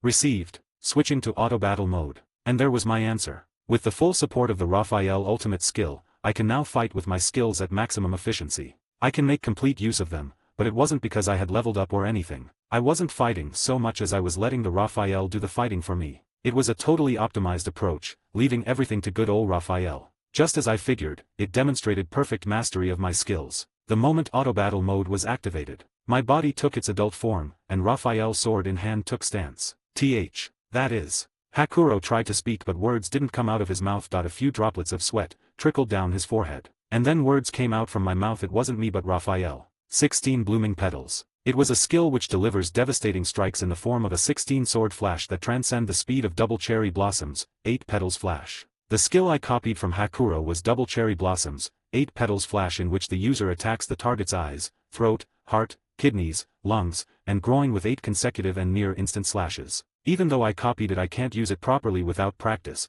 but Raphael went step ahead and modified it to give a double effect. After the moment Raphael unleashed that move, mine or Raphael's blade slashed 16 times, like a multi-layered cherry blossom shedding its buds, faster than any regular person could see. And the next moment Geld's body was cut in 16 pieces. Everyone, including Hakuro, looked at me, mouth agape. I was certain this killed him. But to my surprise Geld's body started to reconnect itself, thanks to a yellowish aura that was regrouping all the parts with tentacle-like tendrils. But before he could completely regenerate, I took back control of my body and started using Predator on his body. Then suddenly I started to hear the strangest voice. I can't afford to lose. If I die, I leave the sins of my crimes to my comrades. I don't mind if I, alone, am sinful. I did whatever was needed to avoid starvation. I will become a demon lord. I will accept all the hunger in the world, so no one else has to feel this famine. I know I can. I am an orc disaster. The consumer of all. And you're still gonna die. But don't worry. I'll eat up all those crimes for you. You, what? Eat, my crimes. And not just yours. I'll eat the crimes of all your friends, too. The crimes, of all my friends. How greedy of you. You think so? Yeah, I am greedy. Does that make you feel better? If it does, then just rest a bit and let me eat you already. I couldn't afford to lose. But, I am tired. It is, warm in here. Greedy one. You know there will be no tranquility down the road you travel. But you are still willing to take on my crimes. I thank you. My hunger is sated. He was Geld, the orc disaster. And now, his consciousness had vanished within me. Confirmed. The orc disaster has disappeared. The unique skill Ravenous has been absorbed and merged with the unique skill Predator. Good job Raphael. Raphael is the best skill I could ask for. It feels like it is too good of a skill for bum like me. Negative. I exist only for the sake of my master. For some reason it felt like my heart skipped a beat. It probably happened because I was touched by her instant reply. Thanks Raphael. Keep up the good work, partner. I opened my eyes, carrying the weight of him and all his orcish comrades on my back. In the quiet, I declared my victory. I have won, I said. Rest in peace, Orc Disaster Geld. The war finally ended with the death of Orc Disaster Geld. The next day there was a very important meeting, one that would go down in history as the one that established the Great Forest of Jura Alliance. Thank you for reading. Ch. 14 The Great Forest of Jura Alliance. The battle was over. I had obtained my 4th unique skill from the spirit of the demon Lord Geld, although I guess it got merged into Predator without so much as a peep. Raphael gave me the rundown after the battle. Report. Following the merger of the unique skill Ravenous with the unique skill Predator, the unique skill Predator has evolved into the unique skill Gluttony. If the skill is named after one of the 7 deadly sins, it must be broken. This skill, Gluttony, consisted of 4 old abilities: Predation, Stomach, Mimic, and Isolate, combined with 3 new ones: Corrode, Receive, and Provide. The new ones worked like this. Rot performs rot on the target, decomposing it if it is organic. Monster corpses partially absorbed in this manner will reward the user with part of the monster's skills. Receive, gain the ability to obtain skills from monsters under your influence. Provide, grants part of your abilities to monsters under your influence or linked to your soul. Neat, this was some pretty damn sweet stuff. Usually demon lords have skills like this. Maybe I might even end up becoming demon lord. Hahaha, silly me thinking those stupid stuff. There is no way lazy bum like me ever become demon lord. Notice, you have already acquired demon lord. So it's not impossible for you to become demon lord. PFTT, really, that's surprising. Let's hope some random hero don't decide come to slay me. The day after the demon lord guild fell, representatives from all the races were gathered inside a temporary tent pitched in the central part of the marshes. I was here sitting on Shin's lap, with the rest of ogre mages standing behind me to represent our village. I had already informed Rigurd of our victory against Orc Lord. Now all that is left is this meeting. Trenny was here to represent the immobile Treyants. From the lizard men, we had the chief, the head of the chief's guard, and her assistant. Gable was currently in a cell somewhere on charges of treason. The goblins were represented by each chief of the assorted villages. Finally, from the orcs, there was the sole surviving orc general, along with 16 chiefs from their tribal federation. The mood was understandably gloomy among them, given how they were the main catalyst of all this. There were still around 150,000 left. Hakuro would serve as mediator. I asked the lizardman's chief guard to take the position, but she refused. The role is too weighty for me. She protested. So I threw the responsibility at her, asked Hakuro to handle it, since he was practically born for it anyway. Once he declared the meeting underway, silence fell. No one dared open their mouths, instead turning right toward me. Well, I began. Before we get down to business, I'd like to tell all of you what I know at this point. I discussed what I learned from Geld's memories, the reason why the orcs took up arms, and the current state of their affairs. The orc delegation looked at me wide-eyed. I guess they weren't expecting this to come up. As I continued, some began shedding tears. Perhaps they didn't think they'd have a chance to give their side at all. Perhaps they were prepared to die on the spot. I feel bad for them. After I explained everything. So I began, I will just say things in my mind then we will consider it together. First of all I would like to say that I don't think Orc has committed any crimes. Orc stared at me dumbfounded. They probably didn't expect me to let them go that easily. I'm sure I continued before anyone could object. The lizard man who has suffered large losses, you would want to object, but please hear me out first. I continued, I have taken on all the crimes committed by the orcs. And if any of you have a problem with that, I'd like to hear it. The orcs stared at me, clearly shocked. Benamaru, I said, ignoring them, your homeland was annihilated by their hands. Do you take issue with this? I do not, my lord, and I doubt any of my fallen comrades would. The sole, immovable rule that links all monsters together is that only the strong have the right to survive. We faced up to them without fleeing, and thus we were prepared for the worst. And, Sir Rimuru, we would never have an issue with the decisions you make. The other ogres nodded in agreement. Everyone appeared to be with me. I then turned to the lizard men, but the chief spoke before I could. We, too, have no complaint with your stance. There is one thing I wish to be fully clear on.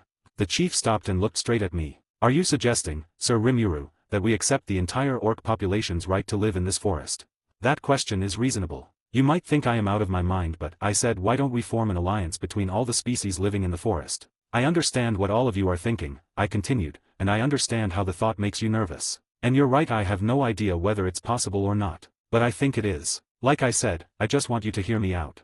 So I began talking about my idea. The vision of a great Forest of Jura alliance, a proposal that would have been dismissed as a hopeless dream at any other time. For now, I started, I would like to spread the orcs around and have them help out with the manual labor around the place. And we will repay them with food and a place to live. The chief asked. Yes, I replied, we will form a great alliance among the peoples of the Forest of Jura and build cooperative relationships with one another. It'd be pretty neat if we built a nation composed of multiple races, where all races can live in peace and harmony.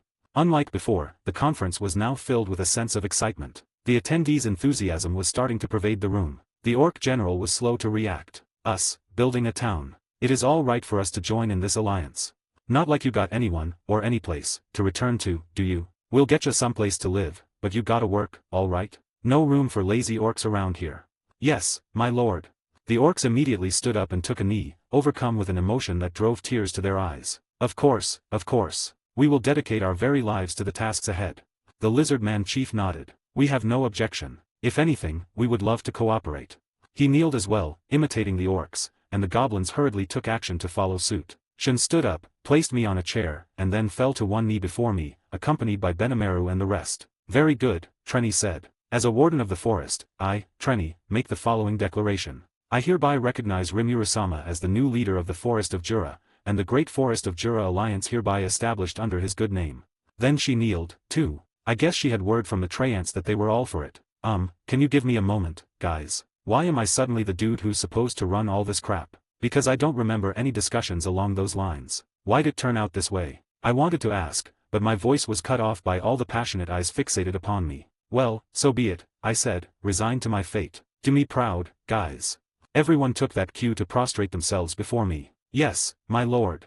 The sheer fervor was as clearly present in all their voices as it clearly wasn't in mine. The Great Forest of Jura Alliance was born. Mountain 696M. Mountain 697M. What am I doing, you ask? I'm in the middle of naming orcs right now. Watch out, one goblin shouted, try not to get out of line. Rimuru-sama Gobta called, the lake tribe's females are up next. Yeah, I replied.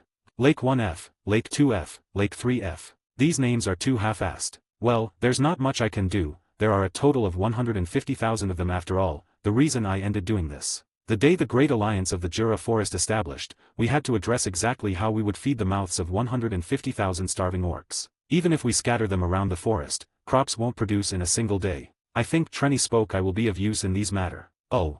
Surprised I asked, do you have any idea? Yes, Trenny replied, the Treants under my protection are also participants of the Alliance, they can supply you with provisions from the forest. But, she continued, we will require some help to transport the food though. Then Benamaru spoke, I will take command of transporting the rations, may I rely on help of the Tempest Wolves Rimuru-sama? Ranga? I called. Yes, Ranga replied, my comrades are waiting outside, please make use of them as you wish. Then Benamaru said, I'll be taking my leave, and left. The orcs under the influence of Orclord gained a temporary magical boost. I'm sure those effects have been gradually fading away since the Orclord's death. It's entirely possible for the weaker individuals may die off. To prevent that from happening, I must distribute my own magic essence, in other words, I'll have to name them. Which is the reason why I have been naming them. Rimuru-sama Gobta called, the next group is last. How many? I asked. Around 2,000 people, Gobta replied. Got it, I said, and started to prepare for another naming session. I have a request, an orc said, we are surviving members of the orc race's elite force, I would like to devote our strength to serve your needs. Got it, I replied. Since they will be serving me, I should give them different name. Yellow 389M. Yellow 390M. I know these aren't much different than others, but it's hard for me to come up with these many names. After naming all 1999 orcs, one orc left. I remember this guy, he is Aid from Geld's memories. He also came to meeting as representative. I would like you to inherit the orc disaster's will. I said, I hereby declare that you shall inherit the will of the orc disaster. You shall be called Geld from now on. Yes, sir. Geld replied. Our eyes met. His overflowed with tears. And the moment I gave the name, the orc general's body was wrapped in a yellow aura as he began to evolve. At the same time, I could feel the magic flowing out of me. Oh crap. Not that much. Once more, I was back in sleep mode. I was in my room, resting on Shana's lap while hearing a report about the recent progress of town. Over 3 months had passed since I returned. All kinds of things had happened since, but I was taking a moment to reflect on all the chaos of a time gone by. The orc evolved into high orcs after receiving names, and Kaijin has been quite busy ever since. The newly appointed orc king Geld is an especially hard worker, rather he might be overworking himself. Worried, I asked him if he is properly resting. His reply. Rimuru-sama Geld said, I have eaten my meals and slept in my cot. There is no need for a break. A strong sense of duty not always be good thing. Just take a break, I said forcefully. Yes. I will, Geld replied. We've received all sorts of help with our formerly delayed projects. It's a rush to construct the city in one go, and in the midst of all of this, the rest of the goblin race joined us as well. I ended up naming all of them. By the time I finished naming, we were finally able to provide everyone with proper living spaces. We weren't able to provide every household with plumbing, so we installed water wells around the settlement. We are also able to create flushable toilets, which means we don't have to worry about hygiene. There are also a lot of efforts that are yet to bear fruit. We are done with initial preparations. Things were coming together. Right here, in this land, there lived over 10,000 monsters, gathered here because they believed in what I was doing, all working together to make it a better place. They saw this as a place of peace. Our place of peace. A true town of monsters. And it was finally here. Things were progressing slowly. I am in the middle of inspection. Today Ren was carrying me in her arms. Getting carried in arms kinda became my daily routine, and it has its perks. Boing, boing, boing, boing. Ooh, this feels great. I can feel certain jiggle behind me. I have to say, this town was really starting to look nice. A lot nicer than I had thought it'd be. Thanks to planning the city out from scratch, the buildings had all been arranged in very neat order. Nice to see my efforts didn't go to waste. Though all I really did was yell at people to do my bidding. The homes were in such orderly rows, like pieces on a checkerboard, that things could get a bit tricky if you lost your bearings, but that didn't really matter, I felt. While inspecting we entered in the dining area. Surprised I asked, why are you guys here? Oh, Rimura-sama, Gable said. Rimura-sama, Ren said, should I kick those guys out? Wait a moment, panicked Gable quickly said, please hear me out first. Let's hear it then, I said. To put it simply, Gable has been disinherited, and since I saved his life, now he came to serve me, and his subordinates followed him. In addition to that, the head of the elite guard is also here, and as she put it, she is sent here by her father to gain more experience. So I gave them names. While I was giving names, Gable was giving me puppy dog eyes. So looking at me like that, I said, you already have a splendid name, Gable, don't you? And suddenly my magicule started draining and Gable started shining. Wait, is this evolution? Thus I managed to inadvertently name Gable, Gable. I had no idea that you could, overwrite them like that. Maybe the fact his original Christina was dead meant the wavelengths were aligned with me instead, or something. I couldn't know why, but either way, I named him. By the time I completed naming, Lizardman evolved into Dragonuts. I named the head of the elite guard, Suka. As I expected, Sokka and her team immediately pushed themselves towards Soai. I can use them as I like. Soai confirmed with me as he watched them like a deer caught in the headlights. His voice was cold, enough to make me even more scared. But the royal guards didn't mind one bit, smitten with Soai as they were, waiting expectantly for me to give the word. Sure, I answered, go ahead. Train however you want, Soai. As you wish, Rimura-sama, he replied, formally agreeing to the request. A smile instantly erupted on Sokka's face. I couldn't really understand why, but if they were all happy about it, I didn't mind. I also entrusted Gable with a task, the cultivation of hippocute herbs for potions. In the cave in which Feldera was sealed, the Dragonuts were well situated now, and Gable and the rest were fully used to life with their fellow townspeople. A long series of peaceful days followed.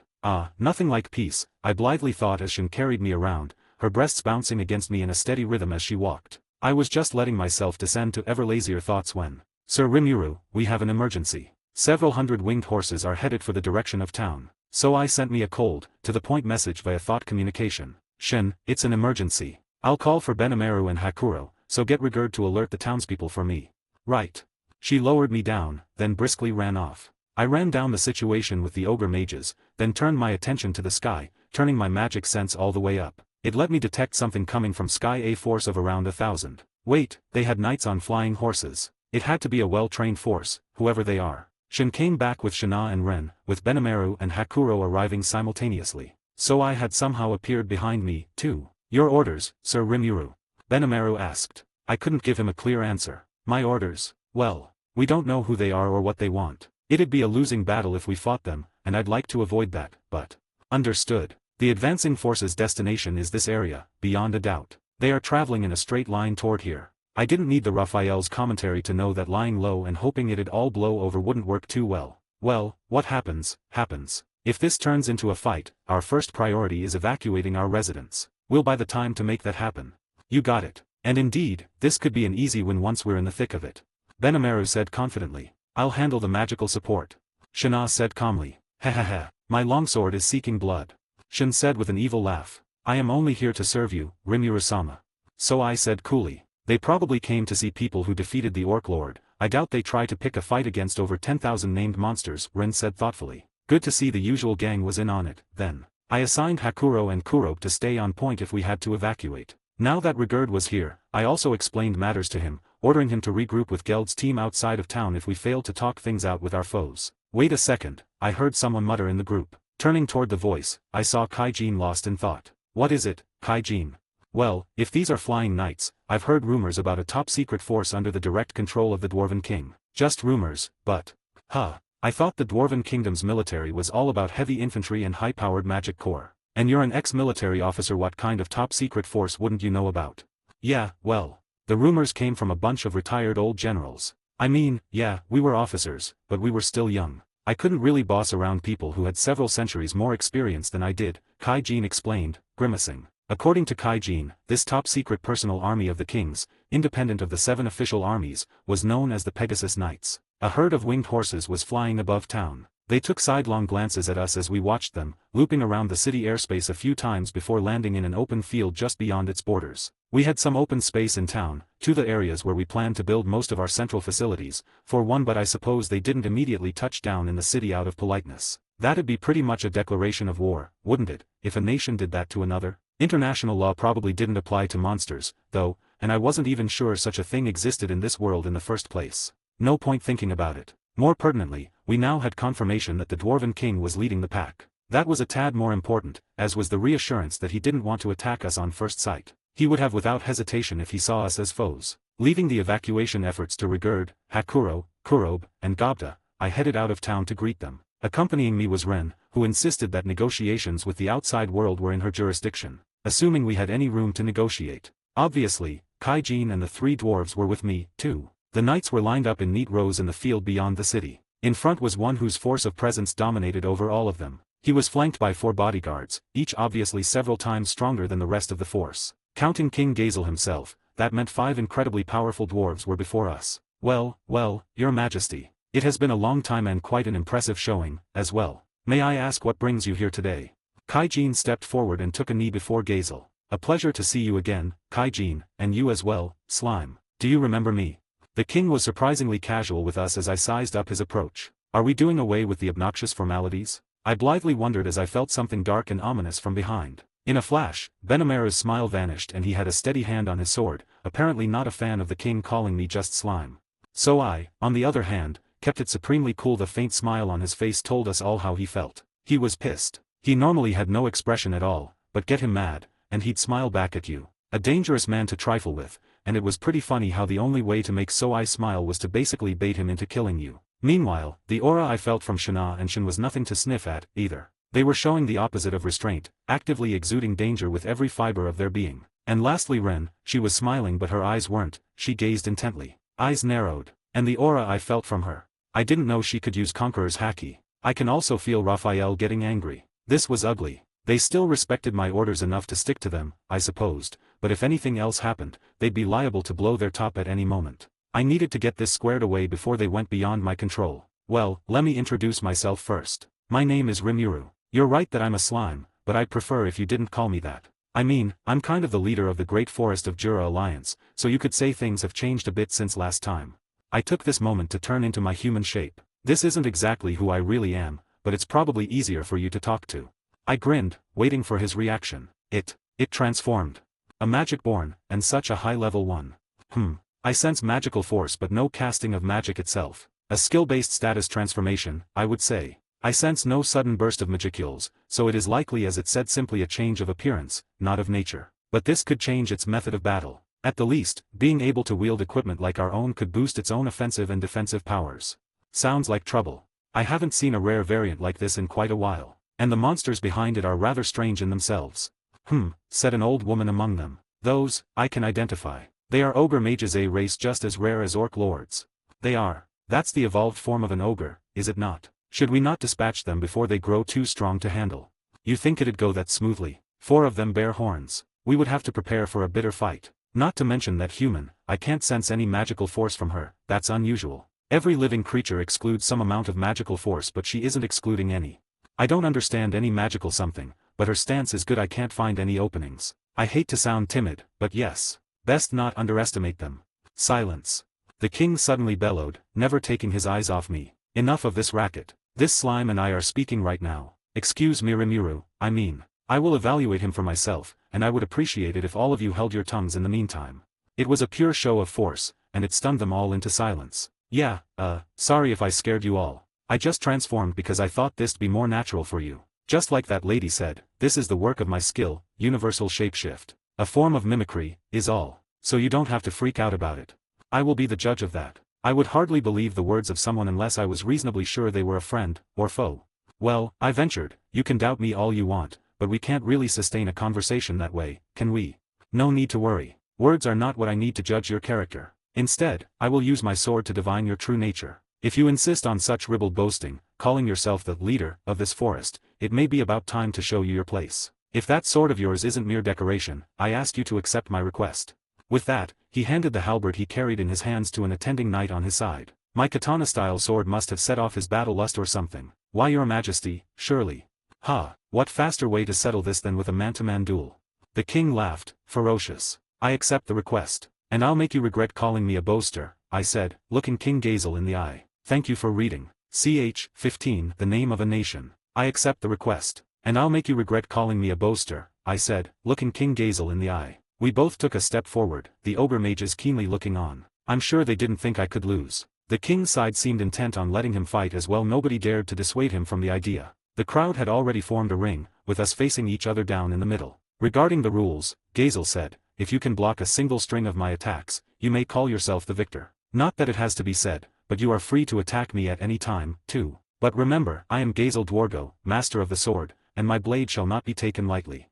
He took his weapon in hand and aimed it in front of his eyes. It held a single edge, with a bit of a curve to it, and pretty patterns were etched up and down its length. It resembled a samurai sword but had its own unique design. Certainly, a very well-made weapon for the master of the sword to carry. Just when I was preparing to draw my own blade, a clear voice penetrated the ring. Allow me to watch over the match. As it did, I felt the presence of 3 more among us, hearts pure and bereft of evil. One had spoken, Trenny, a dryad I was familiar with. As always, she had a knack for appearing and disappearing whenever it suited her. The other 2 resembled Trenny, so I assumed they were among the sisters she spoke of. Dryads!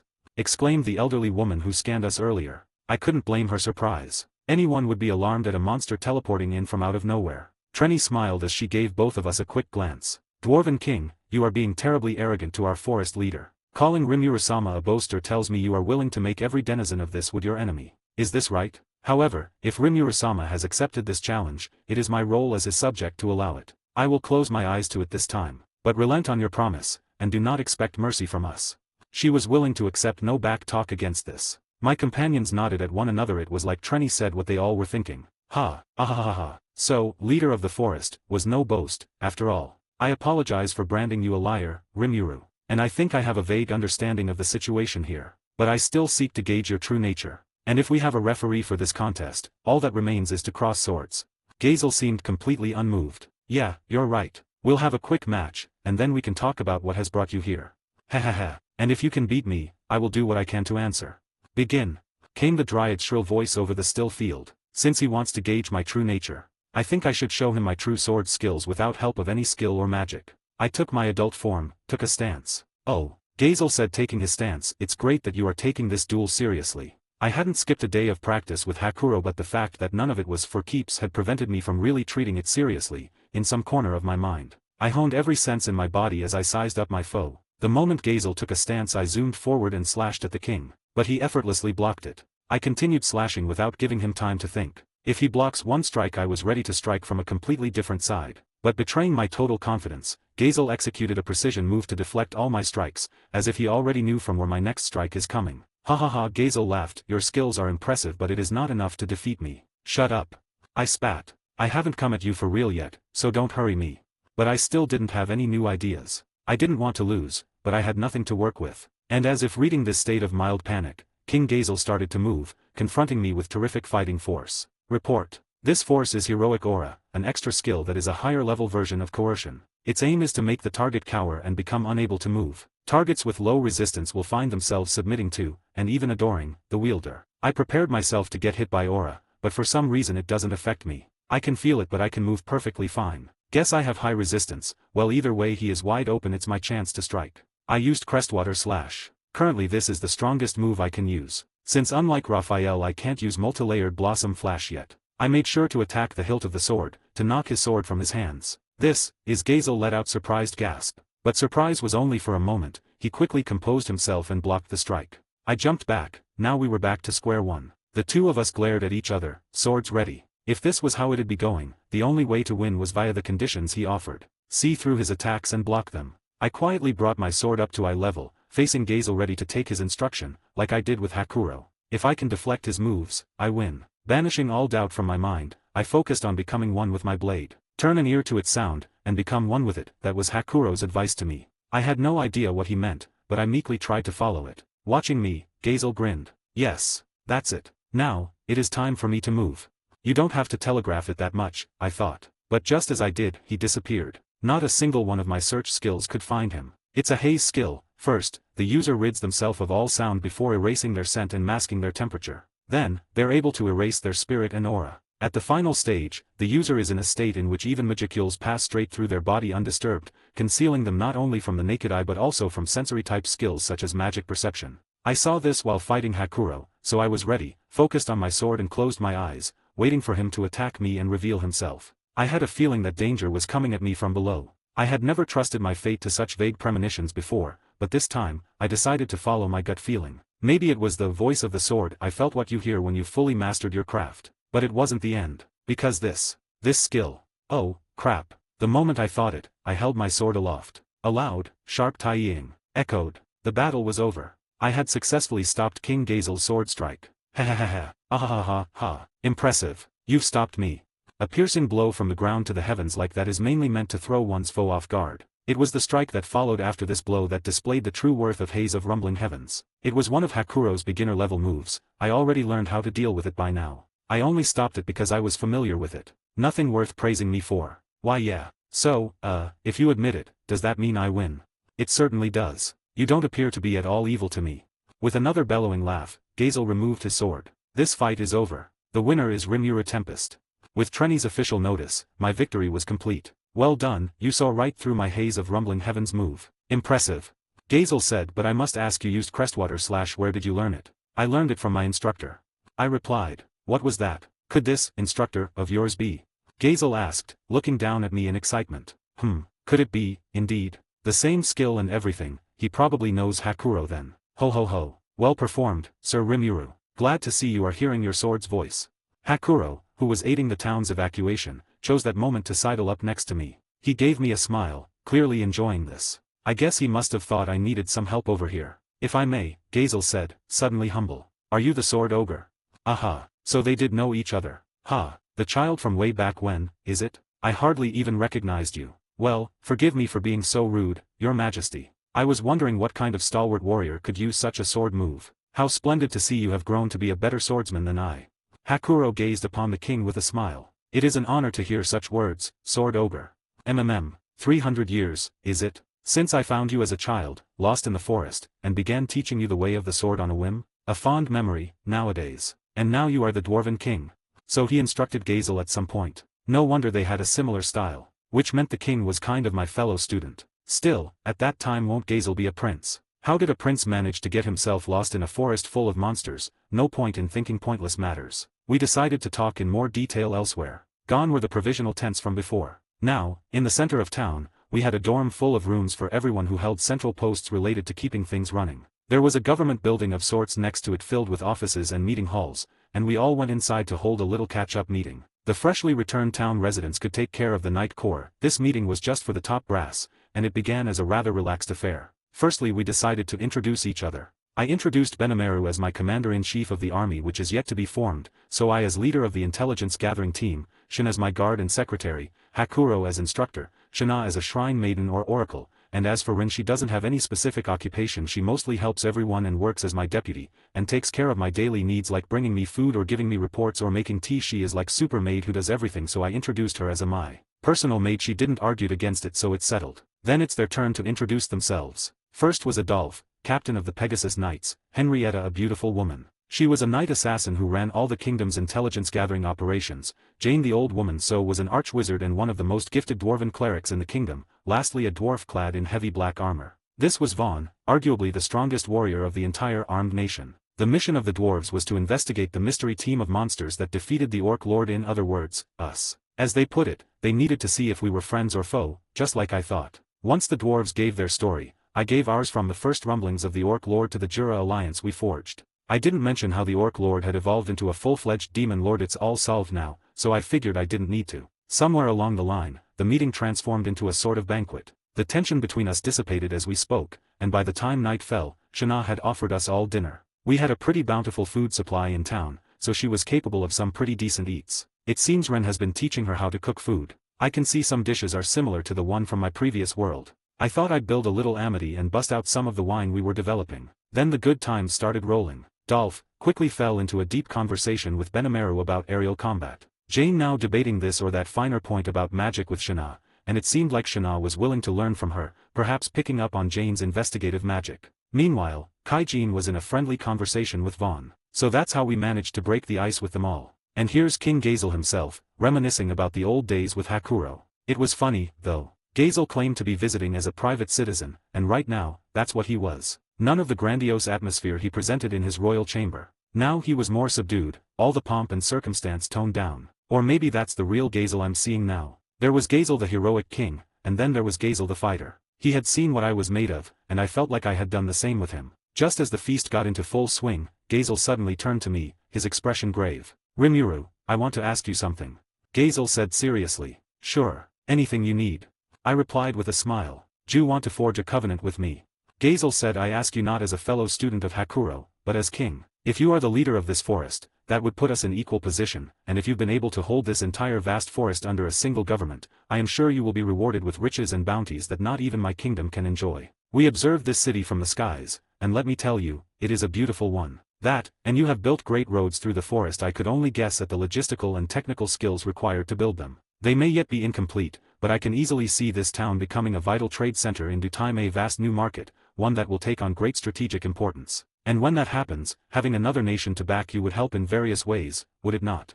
Some of that royal coercion was coming back again. He was pressing the offer at me, eyes dead serious. Ignoring that fellow student nonsense for a moment, he was basically recognizing that we were a coherent organization, a group he wanted to support, even. What a coup. Are you sure? Because this is the same as admitting that this group of monsters are a full-fledged nation.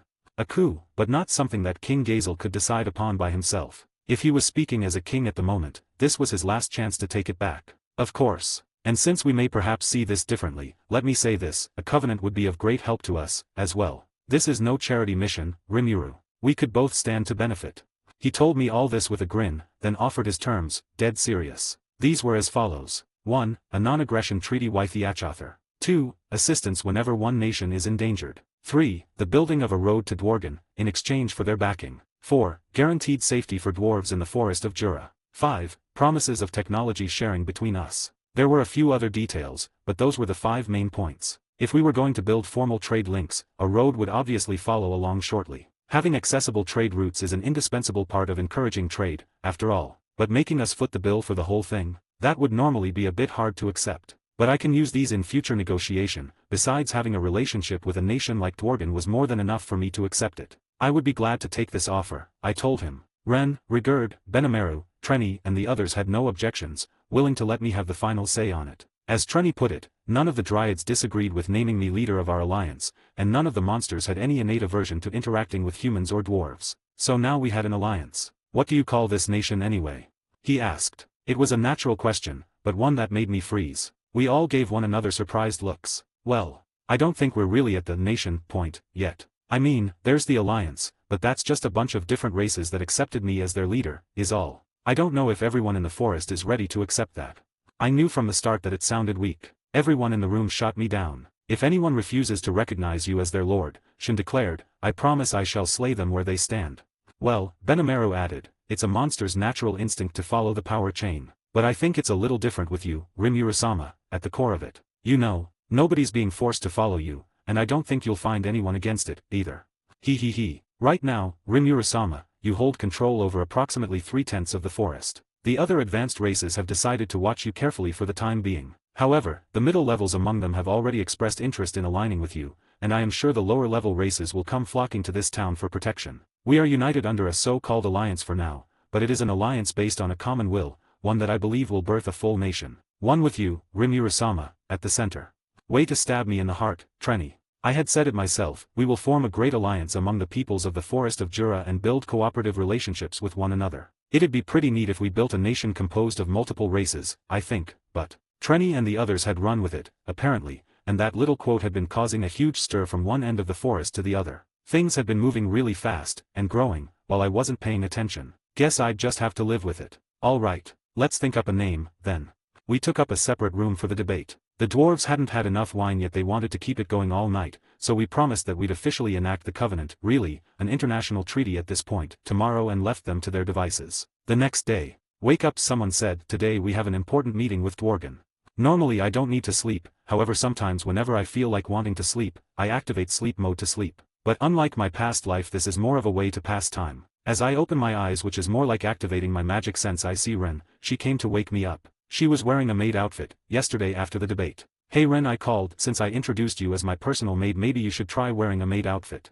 Ren replied a little troubled, I don't think I look good in a frilly outfit. Ren likes making me wear frilly and cute outfits every now and then, she likes cute things, but she herself don't wear any cute clothes, she always wears plain clothes. It's not that she doesn't like wearing cute clothes, she just doesn't have confidence. Maybe I should force her to take a step forward. Here I said while giving her a maid outfit I made, you should try these, I think you are cute and after wearing these you will look even cuter. Then I smiled at her. Ren said her cheeks were flushed, and her ears turned a vibrant red. If you want, I will try it. What's with her reaction? Maybe because I called her cute, but isn't this reaction bit too much? It's like she is in. It is your imagination. But it is your imagination. If you say so, it must be my imagination. After Ren woke me, we went to the conference room. Over the previous night, we had hammered out a name, assembling our top officers and staying up late discussing it. The result we came up with, the Jura Tempest Federation. Tempest for short. They were almost ready to name it Rimuru at first, but I was too embarrassed to allow that. I can just barely put up with Tempest. It didn't really sound like a name unique to me, and it had a nice ring to it. Of course, while I had my guard down, they went and named this town Rimuru on me. Ugh. The central city of Rimuru, officially, but you know they're gonna call it Rimuru or the town of Rimuru. Just thinking about it makes me want to crawl into a hole, but their conviction were simply too firm to let me turn it down. I just hope I get used to it quick. We also talked a bit about what direction our fledgling nation should take. It was nothing we could settle upon in a single night, of course, so we planned a series of conferences to discuss it. I would be the sovereign ruler, more or less, but over time, I'd like to shift toward more of a republican form of government. Employ intelligent monsters, whether they had physical strength or not, and get them involved with politics. The right person in the right job, that's my motto. It was a long way from what you could even call a framework, but for now, we were good. Besides, this covenant came out because King Gazel and I trusted so much in each other. This current covenant between the armed nation of Dworgen and the Jura Tempest Federation took the form of a pact between the two nations. It would take effect after representatives from each side applied their signatures. It would then be kept in safe, magical storage and announced to the world. And so the term Jura Tempest Federation appeared in the public record for the first time. Note: while I was writing an introduction of ogre mages, I tried to search what was Shana's occupation is and the results surprised me. Wow, I didn't know that Shana worked under Ramiris. By the way, if anyone knows what exactly is her role, is it Shrine Maiden or Oracle, please enlighten me. And if you find any mistakes let me know. Lastly, thank you for reading. Hi guys. I made a paid service in Telegram where you will find a great collection of fanfiction audiobooks organized and regularly updated. What you get: an unlimited access to the full audiobook library. New fanfiction audiobooks added regularly. You can play audios directly from Telegram anytime. Joining our service is available through a monthly subscription of $5. You can pay using PayPal or Ko-fi. So what are you waiting for? Send me a message on Telegram or Discord. I will provide the payment details. After the payment is confirmed, you will receive access to the private Telegram channel containing all audiobooks. If you enjoy fanfiction and prefer listening instead of reading, this library is made for you. Message me anytime to join.